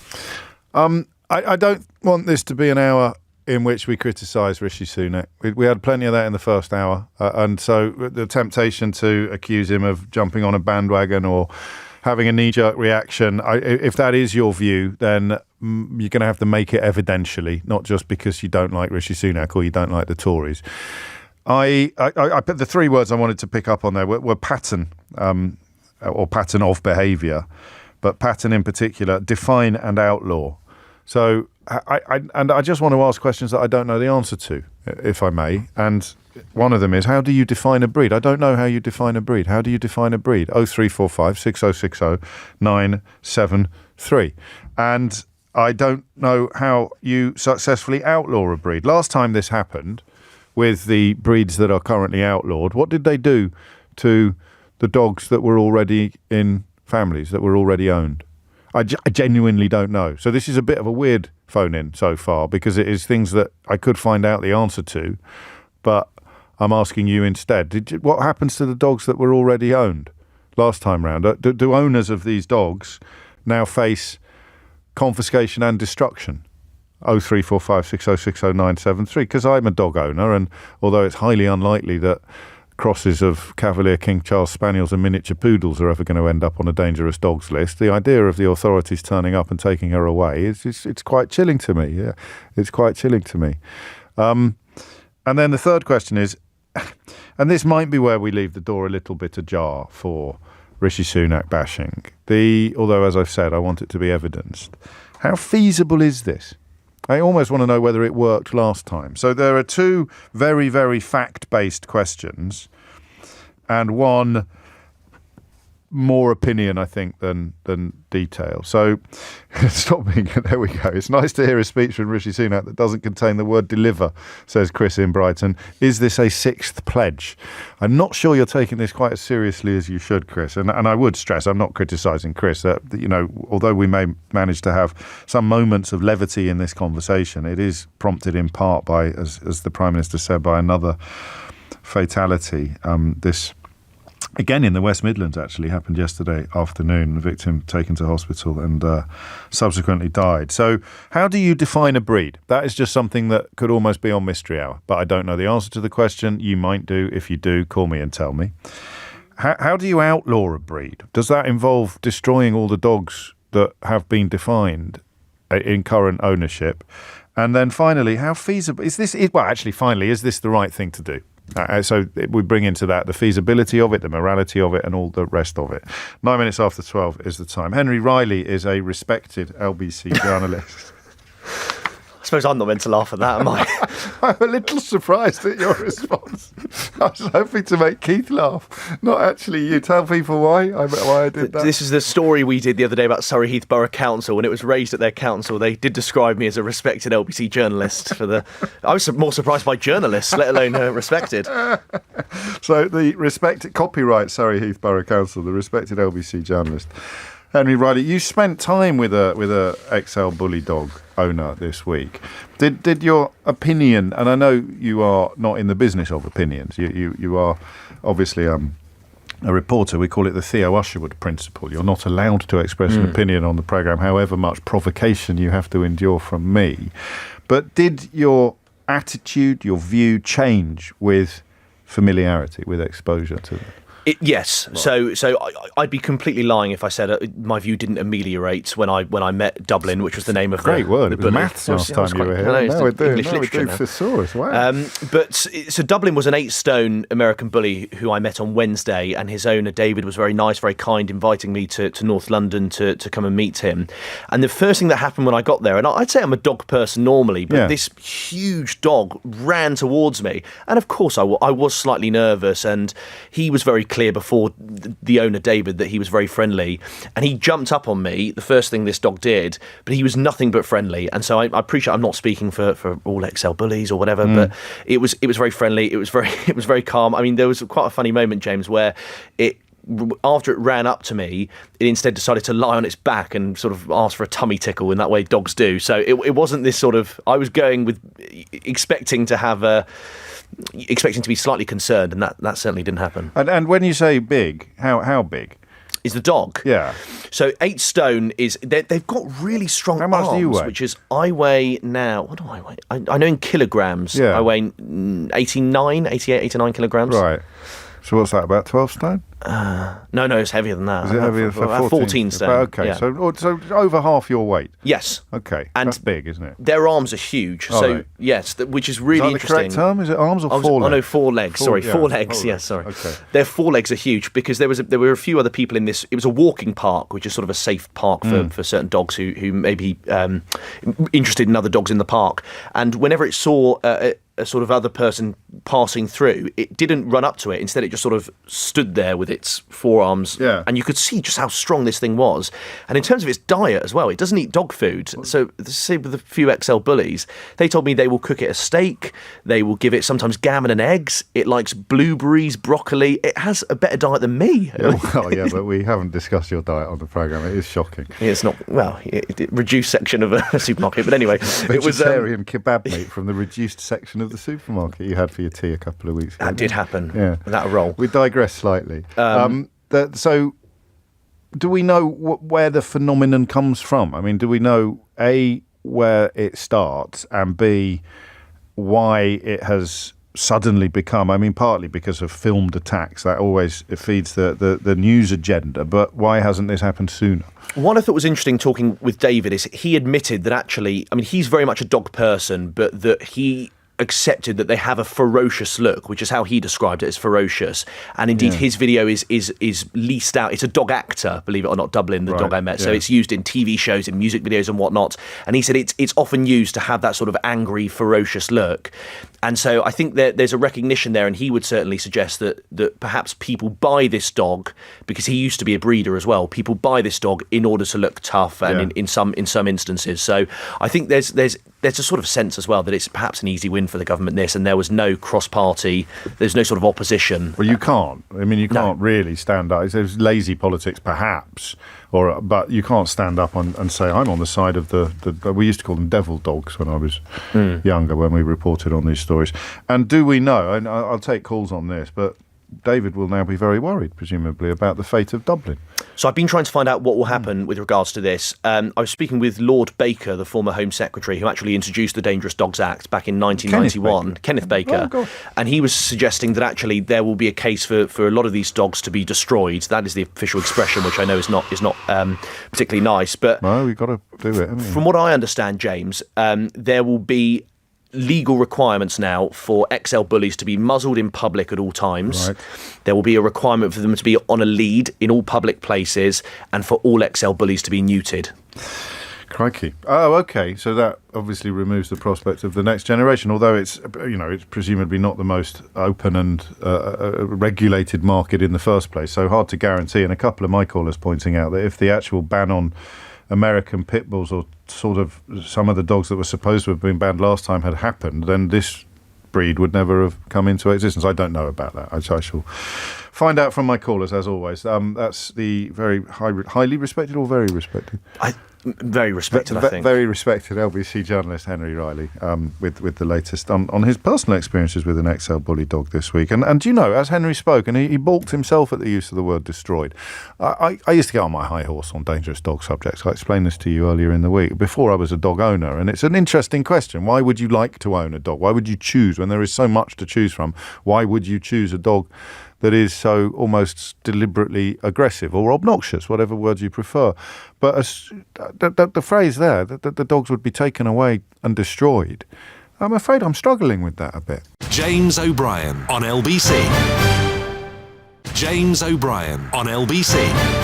It's 18 minutes after 12. It's a strange one, this. I don't disapprove of the decision particularly, but I do balk at the idea of family pets being taken away and destroyed, but not as much as I balk at the recurring stories of humans being attacked by dogs, and the percentage of these attacks undertaken by this particular breed of dog is stunning. The problem you then have when you listen to Rishi Sunak's announcement on the issue of XL bullies earlier today is that can I say the breed? Because the first thing we've got to do is define the breed in law. So how can you tell me that 80% of these attacks have been undertaken by a dog whose breed hasn't been defined yet? I'm just a bit confused, but I'm sure you're not. And then a simple question, much simpler than we usually ask, actually, but it's 12:20 on Friday. Is this the right decision? Is this the right decision? 0345 6060 973. John's in Glasgow. John, what can you tell us? Hi, James. Hello, mate. So the breed is defined just now as the pit bull is a type of dog. So under the 91 Act, it's a pit bull type, which is not a specific breed. So in the UK, the Kennel Club recognise breeds as certain breeds. So a Cocker Spaniel or a German Shepherd. So the Kennel Club is in charge of that? Yes. Now, the American Pit Bull Terrier, which was banned under the 91 Act, wasn't registered or wasn't recognised by the British Kennel Club. So it was then a type, and the Pit Bull type can go from 20 kilos up to round about, starting to get about 35 or 40. So what are the defining characteristics? In what circumstances would you tell someone who thought they owned a pit bull terrier that they didn't? So just now there's experts that then take measurements, and it's specific ratios of skull to muzzle, limb length to the length of the dog's body. Oh, okay. So that's like what you see the judges do at a dog show. Yeah. So that's what experts will say, that the dog is a pit bull type based on those measurements. Now, the problem with that is that you could cross a Labrador and a Boxer and have something which physically resembles but doesn't have any pit bull genes. Yeah. So that's a big problem. That's why the legislation's flawed. So if they're going to define the XL bully, now I could see an XL bully and look at it and say, yeah, that dog's an XL bully. Yeah. But somebody might then say that it's a Mastiff, American Bulldog cross, with Staffordshire or something like that, which is how the breed, the XL bully came about. It's been a mishmash of a whole bunch of breeds. Has it? Yeah. So what I sense then that, I mean, it's not a binary question, is it? Good or bad, this decision. You might broadly understand the reasoning behind it, but the devil is in the detail, and the more detail I hear, the harder I think it's going to be to enact this kind of legislation. Yeah, and we've seen over the last 30 years that, and this is across in the States and Canada as well, that breed-specific legislation hasn't reduced dog bites and dog attacks. So they went from, you rarely see, not as much as you maybe would have, but you tend not to see pit bull types. But they then just, the people that like these type of dogs then just gravitated into XL bullies. So if we ban an XL bully just now, it will just be in 30 years' time or in 20 years' time, we'll be having the same conversation about something else. I want the most vicious looking and violent dog I can find. And I can't find this one because it's been banned and they've neutered all of them, so I'll find another one that will be legal until it isn't. Yeah. And a lot of it is cultural. So the rap videos and, just as you were explaining about that dog actor, this stuff in popular culture then leads to young men usually going, I want a dog that looks like that because it gives me status and So what do you? I mean, just in your personal view, what would you have done if you were Prime Minister? Just left it alone? I don't know. So I'm a professional. I train dogs for a living, and for the last 15 years. And I don't know. I know that breed-specific legislation isn't the answer. You do believe that? I do think that, because of the difficulties and the details you've just described. But then equally, there's a non-biological urgency here, because every time there's an attack and the politician hasn't done anything, it's a black mark, isn't it, in a way? Yeah, absolutely. Yep. Yeah, but I think it's about education of owners, but proper education of how do you train a dog properly, how to be a responsible dog owner, the training methods that are used, and on and on and on. And that's a massive topic in and of itself. Yeah. We would start to resolve resolve it with education. So is that dog suited for your lifestyle? Can you provide that dog with its needs? So if you take one of these dogs and neglect it, give it no physical outlet for any of its energies or natural abilities like playing tug or searching for toys and things like that, the dog might just be bored out its mind, so then creates its own. So this is going to be tricky. This is probably the beginning of a new story rather than the end of the last one. Thank you, John. That's right. Oh, and would it involve, outlawing the breed if they do somehow define it, and the dogs that fall into that criteria, your reasonable quibbles about why it would be imperfect notwithstanding, do they then just get taken away and destroyed? So I was a police officer before, so I learned the legislation. Were you in the dogs? Were you a dog handler in the force? No. Okay. Everybody asks that. Well, it seemed a logical progression. But sorry, sorry for being so boring, John. I'm sorry, my questions are so predictable, mate. No, not at all. Go on. So it used to be, certainly under the 91 legislation with the original, so there was 4 breeds that were outlawed. There was only 2 of the breeds there was no examples of those dogs in the country anyway. And the Japanese Tosa dog, there was 1 which was in the country that was like 14 years old or something. Yeah. So it was mainly the pit bulls, and what they did with them, they had to be muzzled and neutered and leashed in public. And the other part from that was that they were incapable of being further rehomed. Right. So if you had to rehome your dog, rescues couldn't accept them. They couldn't then rehome them. You couldn't pass it to your friend if you were ill. Your circumstances changed. So at the time, those dogs weren't destroyed, but they basically just had to remain in the home that they were. But it didn't work, and it didn't work because we see what has happened. No, I hear you. Thank you, mate. That was really, really helpful. Actually, one text that my sister actually points out that insurance companies seem to have figured out how to define breeds, because there'll be some breeds that you can't get pet insurance for. Yeah. So but it will be imperfect, as you say. 12:25 is the time. So XL Bully owners possibly not yet.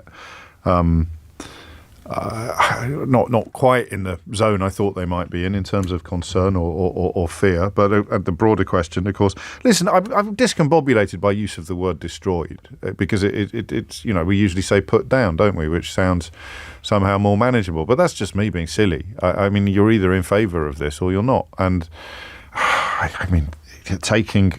thinking of a weapon, I'm in favour of gun control. Therefore, I'm in favour of dangerous dog control. But then you open the door to all the other points about, well, all dogs are potentially dangerous, and why are you punishing completely innocent animals for the behaviour of badly trained ones? From John to Josh, from Glasgow to Liverpool. Josh, what would you like to say? Hi, James. First time calling into any radio station, so welcome. Thank you. There's a few today. Crikey, must be doing something right. It's the dogs. I'm a very passionate dog owner. Yeah. I've shown Tibetan Mastiffs. If you want to have a look at one of them, they are massive dogs. Right. 60 odd kilos for a female. I currently own two American Akitas, which were Akitas that were saved by the US, bred with German Shepherds. They're very big dogs. They look intimidating, but if they're trained properly, they're soft as anything. Okay. And if they're trained properly, they are also police dogs. Yeah. At the end of the day, I don't think banning a dog breed really saves anyone, because it's not the dog that's done. It's conditioned that way. Yeah, I hear that a lot, and I understand the point, and I think I'd need to see a little bit more of the Canadian statistics on what happens when they are banned, because you are drawn to dogs that are what's the word you'd use? Well, I'm a 6'6" guy. Yeah. I can't exactly walk around with a little teacup chihuahua, can I? Of course you can. Don't be daft. No, just shush. Of course you can. I've got a little cavapoo. At home. Looks like a teddy bear. I'm not 6'6". I'm not 6'6", but I'm as tough as old boots, mate. Yeah, no, I'm not talking about that. What I'm saying is, for the safety of the animal, I need something that can tell me. Yeah, but there's a lot of difference between a tiny little chihuahua and a 60-kilo hound. I'd more. So you are drawn to enormous dogs. I like a big fluffy dog. Yeah, I get that. And sorry. That's all right. No, you carry on. It's just, where do you draw the line? That's it'll the go point. From, yeah. Labradors a couple of years ago were responsible for more dog attacks than any other dogs. Yes. Just that they weren't as gruesome. And I feel really sorry, but there are certain people. I don't leave my 2 dogs alone with my children. I'm always there with my 2 dogs. I don't leave them alone. As much as I trust them, and as much as they wouldn't harm a hair on his head. You can never be 100% certain of anything. Are you? I mean, none of your dogs are banned or facing bans. No, but they're big. No, I know, but the reason why they're not is because certain breeds, like certain breeds are good at catching rats. Certain breeds have a higher propensity to attack humans. They just do. Staffordshire Bull Terriers, which are one of the most common dog attack dogs. They're not banned. They're not banned. No. But the scary part about one of them is, you go back 50 years, Staffordshire Bull Terriers were considered a nanny dog, but then people started breeding Jack Russell Terriers into them. To increase their aggression. Their prey drive. Yes. A Jack Russell Terrier that's working on a farm with 5 of them will kill 300-400 rats a night. That's a lot of prey drive to then put into an animal with the toolkit of a pit bull. I understand everything you're saying. I think the only point where we diverge, and I'm not strong on this, to my own surprise, actually, Josh, I thought I'd have much more pungent opinions. The point where we diverge is the graph. So there is a graph of what you might simply call propensity to violence, and then then there is another graph, which is where you started this call, which is weight or size. And it doesn't seem to me, and the problem is, of course, that your dogs will definitely be above the threshold on weight and size, but they wouldn't be above the threshold on propensity to violence against humans. But what's unfair, if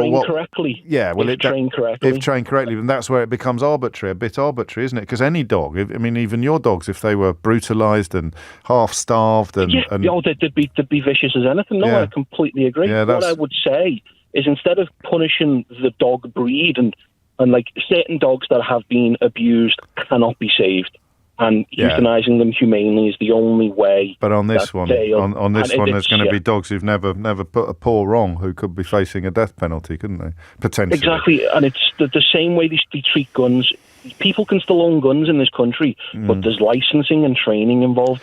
License and train people to own the big dogs, and it'll still allow people to have them, and it'll still allow the breed to survive, and it'll stop the thugs on the road, on the side of the street, that are getting them because they want status, getting them easily. Yeah, no, I like. Well, we shall see. I mean, again, it's too early to criticise anything the government has done, except perhaps move a little bit clumsily into a much more complicated space than they realise. But it doesn't mean that they won't be able to accommodate all of the points that you and John have already made. It's 12:31. My friend Scott's been in touch to say, I preferred it when you'd call the owners of dangerous dogs inadequate and then wait for the phones to start ringing with people saying that their pit bull Hitler wouldn't hurt a fly. I do remember that. You make it sound so cynical, Scott. Amelia Cox is here now with your headlines. James O'Brien on LBC. James O'Brien on LBC. 12:35 is the time. John helped, but how are they going to define an XL bully? That's a question that demands a degree of knowledge of matters canine, and possibly not as much knowledge of matters canine, but it would help to answer the question of whether or not Rishi Sunak has he's done the right thing politically. Something must be done. In some circumstances, the worst thing you can do when everyone's thumping the table shouting something must be done is do something. You end up almost certainly doing the wrong thing or overreacting. But I think this growing clamour, or the growing number of cases, has been an arrest, I think I mentioned to you, over the attack that happened in Walsall on Thursday afternoon.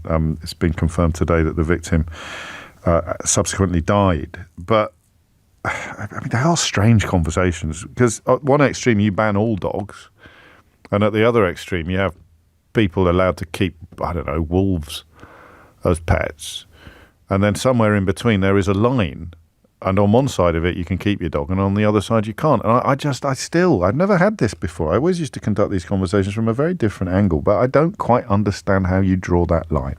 Steve's in Nottingham. Steve, what made you pick up the phone? Hi, James. there's been such good information, and the debate's really interesting. It's made me change my approach of what I wanted to say about 10 times. Crikey. Fair enough. So, Good. yeah, so I only know from experience. I own an XL Bully. Right. And, you know, like, so I guess when I'm walking up the park or I'm going for a run with him, it's terror on people's faces. They think they're going to attack him. And actually, it's every dog that he approaches, if they don't like him, they'll bite at him and start attacking him. But I never report it.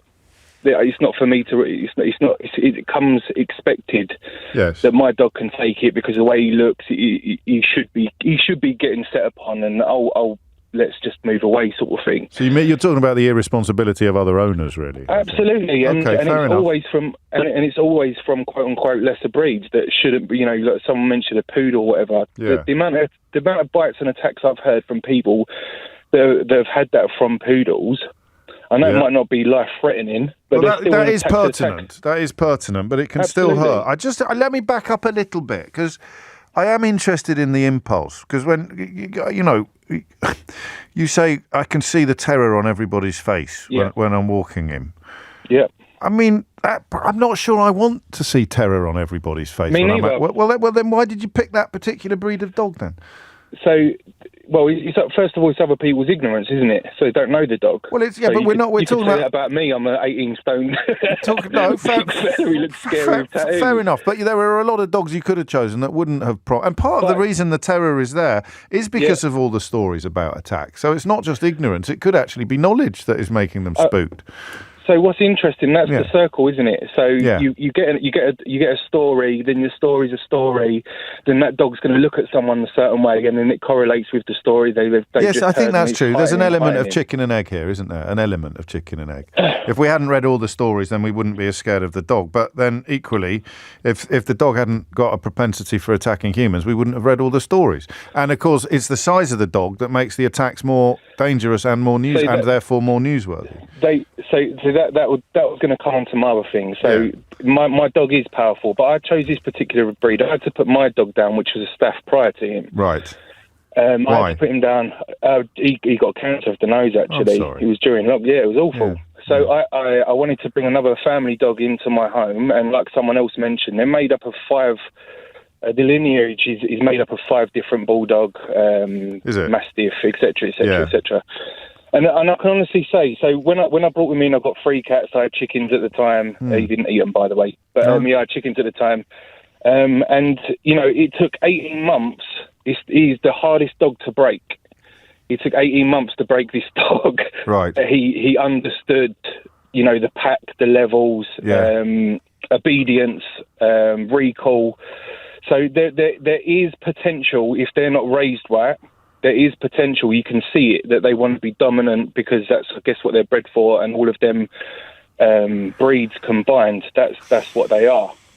So there's definitely a degree that if these aren't handled correctly, they will go off on the other way or do what dogs do and be pack leader or be dominant. Yeah. 100%. Yeah. And what makes it different is the size. So I've got these 2 graphs in my head. One is propensity to violence, which you've referred to with other dogs, but because they're not as big, that violence is not as significant. It's not as serious. How easy is it going to be to define the breed, Steve, do you think?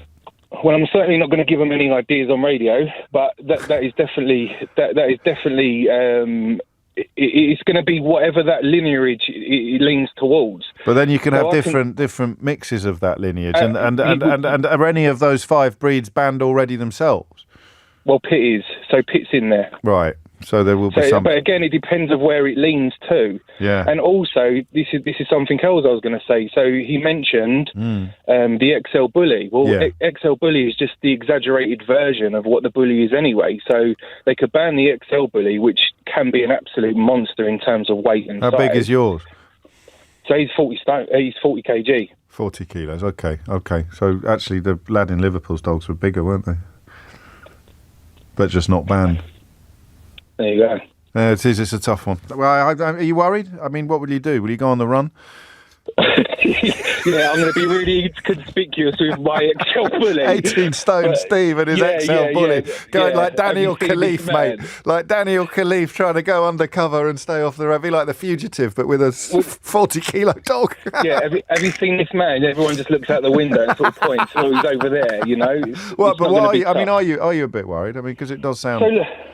So look, you said something earlier. So you said the different, destroyed and put down. Well, put down's what you tell your kid for animal hospital, and he needs to go to a better place, so we have to be kinder. But ultimately, if they decide that this is what they're going to do, where have we heard that before? And they're going to steamroll, and they're going to start saying that's what they're going to do. They're going to rip and take and destroy. Yeah. That's what they're going to do. That's what they're going to aim to do. And he wants to be seen to be doing something. But what about, I mean, just in terms of like not letting the perfect be the enemy of the good, if you have to muzzle your dog whenever he's out in public and neuter him, would you be all right with that?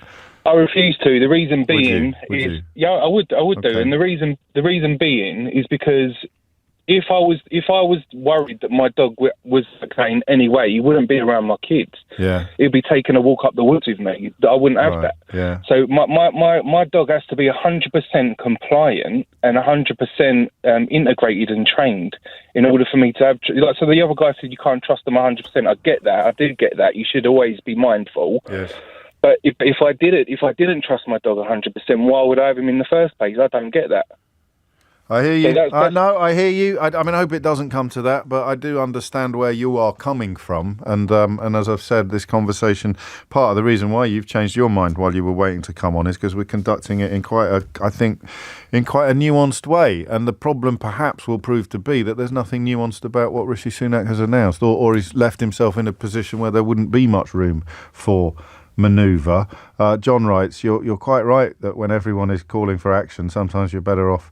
The best move is not to take action at all. When the dangerous dogs legislation was introduced in 1991, so that was under John Major, it was widely criticised, and then reaction led to very many appeals, and nobody really knew what was going on. And you can see why. It's hard to define, it's hard to ban, it's hard to police, and it's hard to determine. Steve, thank you, mate. Jed's in Ormskirk. Jed, what would you like to say?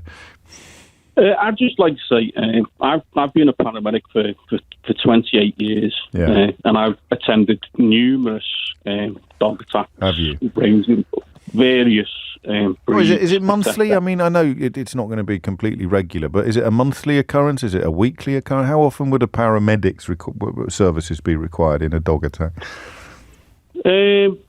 I would probably say daily to weekly. Really? Really? Yeah.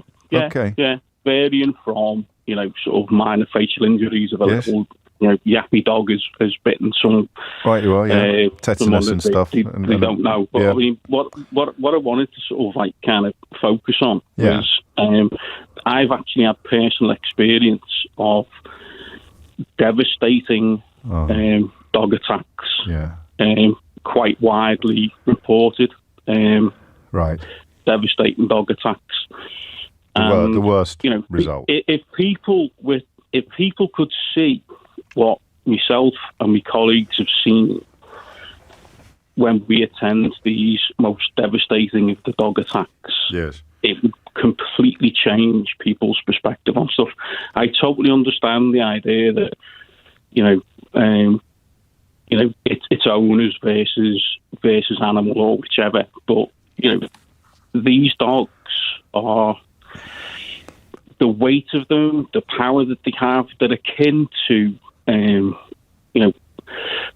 leopard or whatever it be. I mean, a 17-stone XL bully. No one would argue that you should be able to keep that on a lead and take it for a walk. But where do you draw the line, though, Jed? Because it can't just be weight, because then you've got St. Bernards and, Old English sheepdogs. I think what we're discussing now is there does seem to be a little bit of what's the word I'm looking for? There's an association with this particular breed with fatal dog attacks versus, an Irish red setter. Yes, but the lads we've spoken to haven't been part of that phenomenon. And they are owners of XL bullies, and they've all sounded pretty well. I mean, I understand that. I do. I get that. I really, really do. But if I'd seen what you'd seen, Yeah. seen, I'd just think, all right, it's a sad business, but it's just not a risk worth taking. Having this dog why in do there. they have to have something which is potentially capable of killing someone?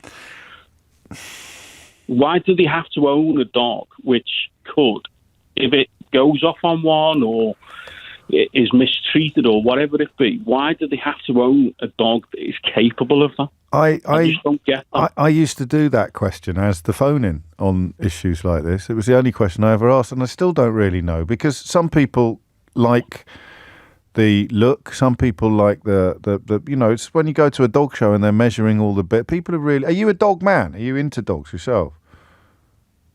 No. No, you see, I get it now. I wasn't a dog owner when I used to ask that question on the radio. They don't float my boat, but I have an understanding of why they float other people's boats that doesn't extend to, you know, being a penis extension or being a weapon of intimidation. There is other stuff going on within the aesthetics of it. No, I totally understand that. I mean, you know, I'm an animal lover. I've never owned a dog personally. No.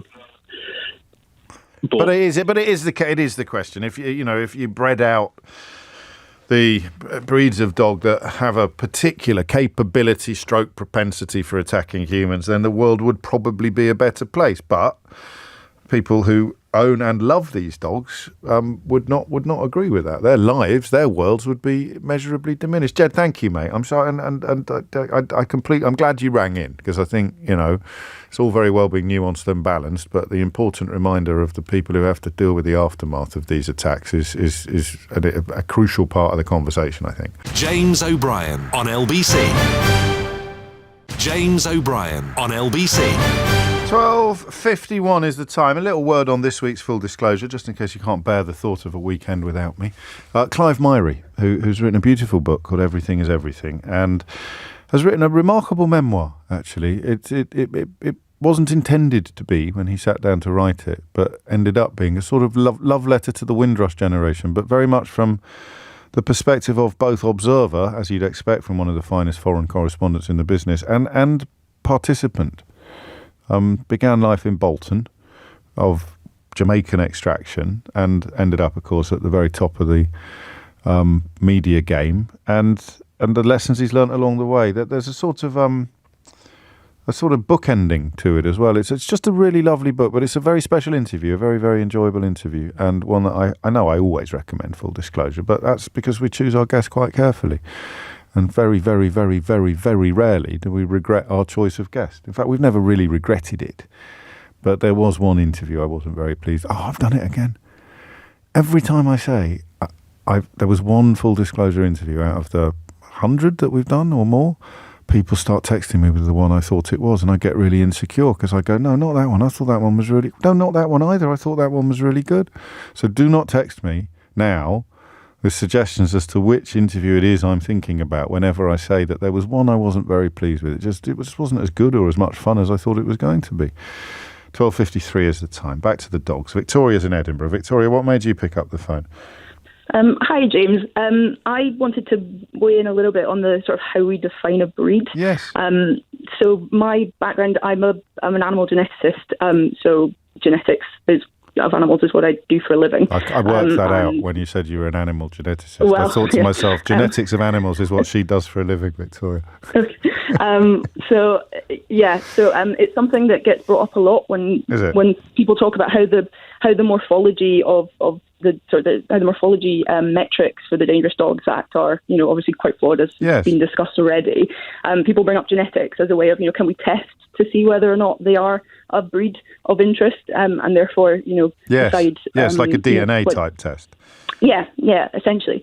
But breeds are actually a really complex thing in animals. Yeah.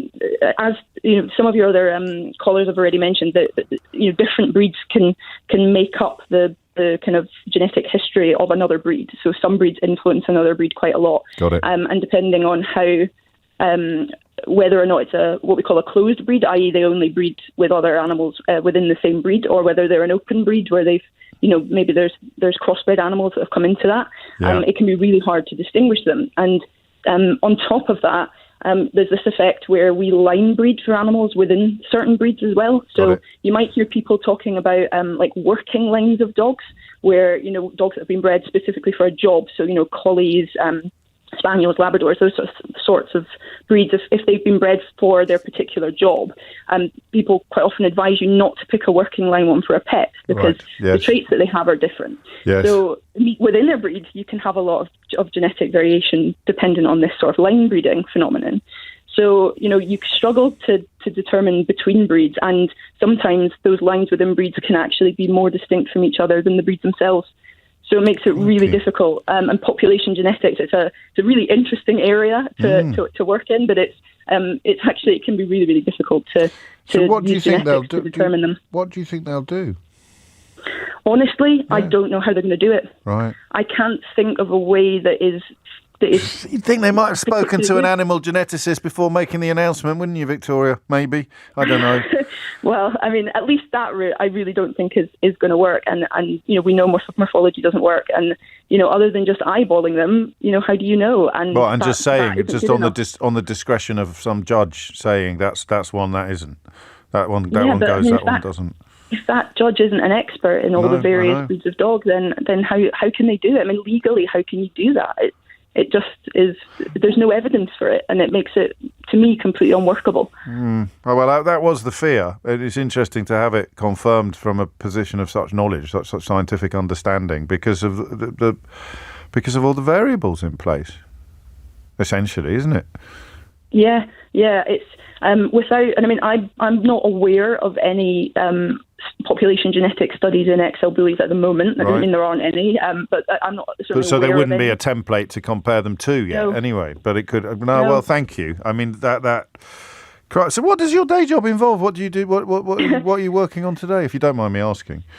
I actually at the moment I'm doing a little bit of writing on a paper on inbreeding in horses and how it can lead to susceptibility to certain diseases, and therefore that kind of effect of certain lines can lead to susceptibility to disease that isn't just a particular, you have a mutation and it causes it. It's a collection of different genetic variants across a whole genome that can add up to a risk profile. So like an inherited propensity then, as it were? Yeah. Crikey. Yeah. How interesting. Yeah. Well, blimey, your job's a lot more important than mine. Well, I mean, it depends. It depends on I suppose it does. But we've joined forces, I think, quite brilliantly today, Victoria, to get the information out there. I'm very grateful to you. Crikey. No, thank you for having me on. My absolute pleasure. Thank you for calling. It's coming up to 12:58. I haven't really got time for Julia in wool. But I mean, Julia, I'm sorry. I feel bad when there's someone hanging on the end. But as we get to the end of the programme, can you say anything of interest in 20 seconds? I struggle.